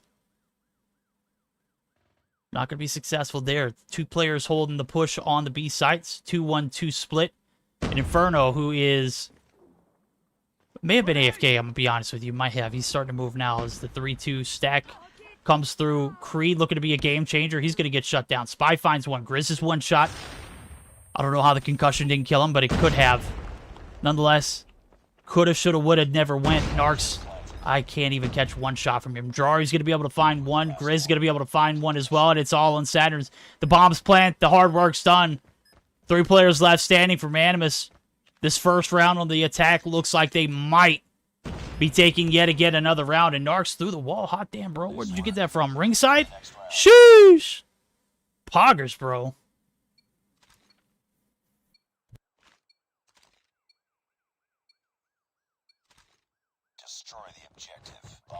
High intensity now. 2 rounds separate Animus from a 2-0 flawless win over the likes of Nova. And I gotta say, I don't think I've seen them drop a series in at least 2 seasons. At least. Oh, baby! Narcs, I didn't miss that one. 9 on board. Talk about the Madman and Grizz. Well, he's doing his thing as well, but the damage is done with Narcs finding the first blood. The opening frag to lead to the push. As you can see, Saturn's looking to hold off the pool side. There's 3 players there. I think he needs reinforcements. Somebody call a doctor. He's going to need some assistance. No! Shark able to get the trade. The 3v3. Now the bomb's going to go down. Creed looking to play spoilers. Going to catch Shark Lack in there. And nobody there to defend. Well, hold my cup. Verdict. It's Gathilia. He's there to save the day. But it's a 2v2 now. Is a minute and 10 left on the clock. These rounds have been just so damn dynamic. Neil and Spy now. As Spy is able to take down Narcs. It's all on Gathilia. Neil looking to hold it off. He's going to crawl up. Gathilia right in your face. Doesn't matter. Neil takes him down. The gap's getting slowly closed. And here we go. 4-3. Are we going to see a game 3 or not? I don't know. This is a tough one. Defend the objective. The enemy has the bomb.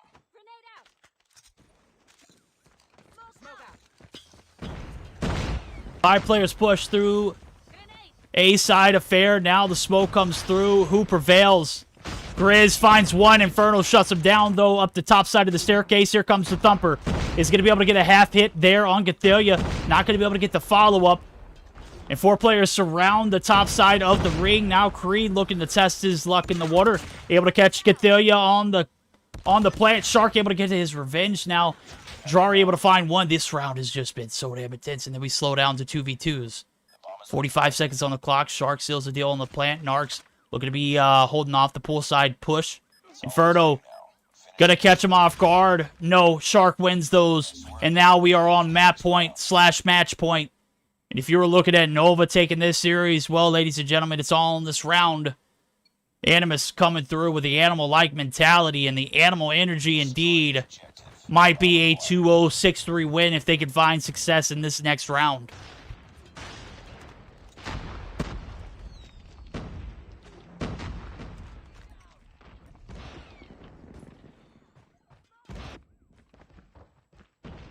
One for one's come through. Saturn's able to take down Narcs. Drari, a madman himself, is going to be able to find 2. Gathelia says make it 3, homie. Now Neil and Saturn's yet again in a 2v-something scenario, but this time there's 3 players left to deal with.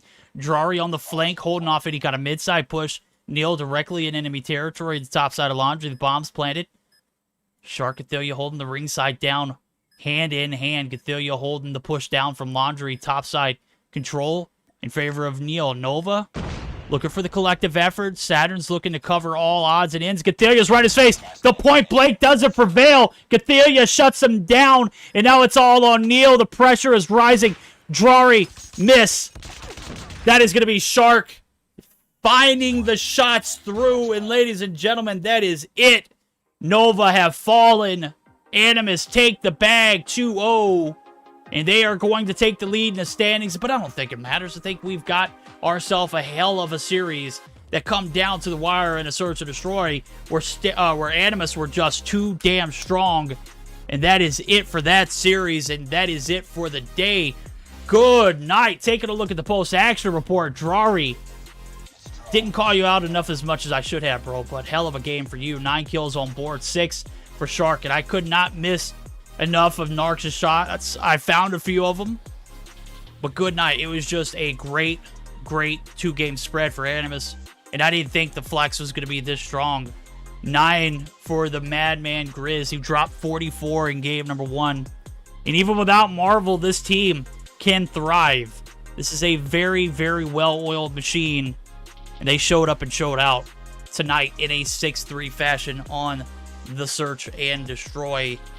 Big one indeed. My God, ladies and gentlemen, that's how we end the day 10. Woo! Baby, fire, electric. Ah, man, I think I'm out of breath, man. I'm gonna need a vacation after that one. Hot damn. Rhea, what did we just see? I mean, well, what can I say? I can expect less from Animus. Like, they're both insane teams with very solid rosters. By verdict, I can tell that tonight Animus was on another level. I mean, you know, not even another level, on another planet. Do you agree with me? Oh, I could not agree with you more. I think that energy started in game 1. And you've got Grizz, who dropped 44, was just a beast all over the map. Couldn't be stopped, couldn't be shut down. And then it led to the Search and Destroy, where we got a big collective effort and a 6-3 win. I think Nova was anticipating a little bit of wiggle room and maybe a little bit of a comeback, but all hope was shut down. All hope aside, you know, this is just the regular season. This isn't the playoff. This is the best of 3, right? The story's not over. I think this journey is going to continue on into the playoffs, and I think it is setting up for probably one of the best Mobile Mayhem seasons to come. Yes, it's not over yet, but I can tell that both teams blessed me with their team and gameplay, as I can tell. And, I mean, we're talking about the best 2 teams in Europe, and I'm still so hyped to have watched them facing off tonight. And I bet Verdict feels the same, right? Oh, absolutely. Taking a look at the results of the day. If you missed out, it was a banger of a day for sure. Nvyus started this off against 5%, take the bag, 2-1. FN420, they fall victim to 117, who find a lot of success. And I think FN420's playoffs hopes are out the window. Mont, they might have single-handedly bought themselves a ticket to the show with their 2-1 win over EuroElite. Why? Because the next day, the last day, is around the corner, and Illuminati's the only one that stands in their way for success, right? 2-0 win from Animus, sealed the deal at the top side. Taking a look at the standings. Baby, look at that. Who's at the top? Who's at the bottom? Who's rocking, and who's rolling, and who's going home empty-handed? Yeah, you're right. And now, verdict. What is your highlight moment of these 2 games? Oh, baby. You know what? I think as much as I want to roll with Animus is 2-0 over the side of Nova, I got to roll with Mana. I think they took the bag today as far as performances. I mean, you get a game 3 life on the backs of someone trolling in a game 2. I wouldn't necessarily say it was a trolling. It was just a botched 3v1, right? You're going for the money shot. I think that deserves the utmost respect. And then on top of that, you follow it up with a game 3 success. Woo! Baby. Just fire, fire, fire all around that squad. Absolutely, yes. And I personally love the smoky ninja diffuse by Shark on Saturn's destroy rate. Oh, absolutely. I don't think it got any better than that. Saturn's trying to get the shots through, can't connect. And Shark gets the ninja diffuse to the smoke. Extra clean. A+ for effort. A for effort, for real. So, verdict. I guess we're good for tonight? Yeah. Yeah, I honestly enjoyed every match I've watched today. And I thank everyone to watch. And I especially thank all our amazing casters, Verdi and Gil, who gave us an unforgettable night once again. So thank you so much, guys. All right, we'll see you guys back live Thursday. If you want to catch the VOD, make sure you check out the YouTube channel. The subs can catch it on Trovo, but if you want to catch it for free, it'll be on the YouTube channel. Make sure you like the video and subscribe. We just hit 1,000. We appreciate all the support we can get. Until Thursday, we'll see you back then. We're going to go ahead and send you over to your favorite streamer. I'm not sure who we are going to go ahead and send you over to, but we'll find somebody. Make sure you tell them Rhea and Verdict sent you, okay? Love, later.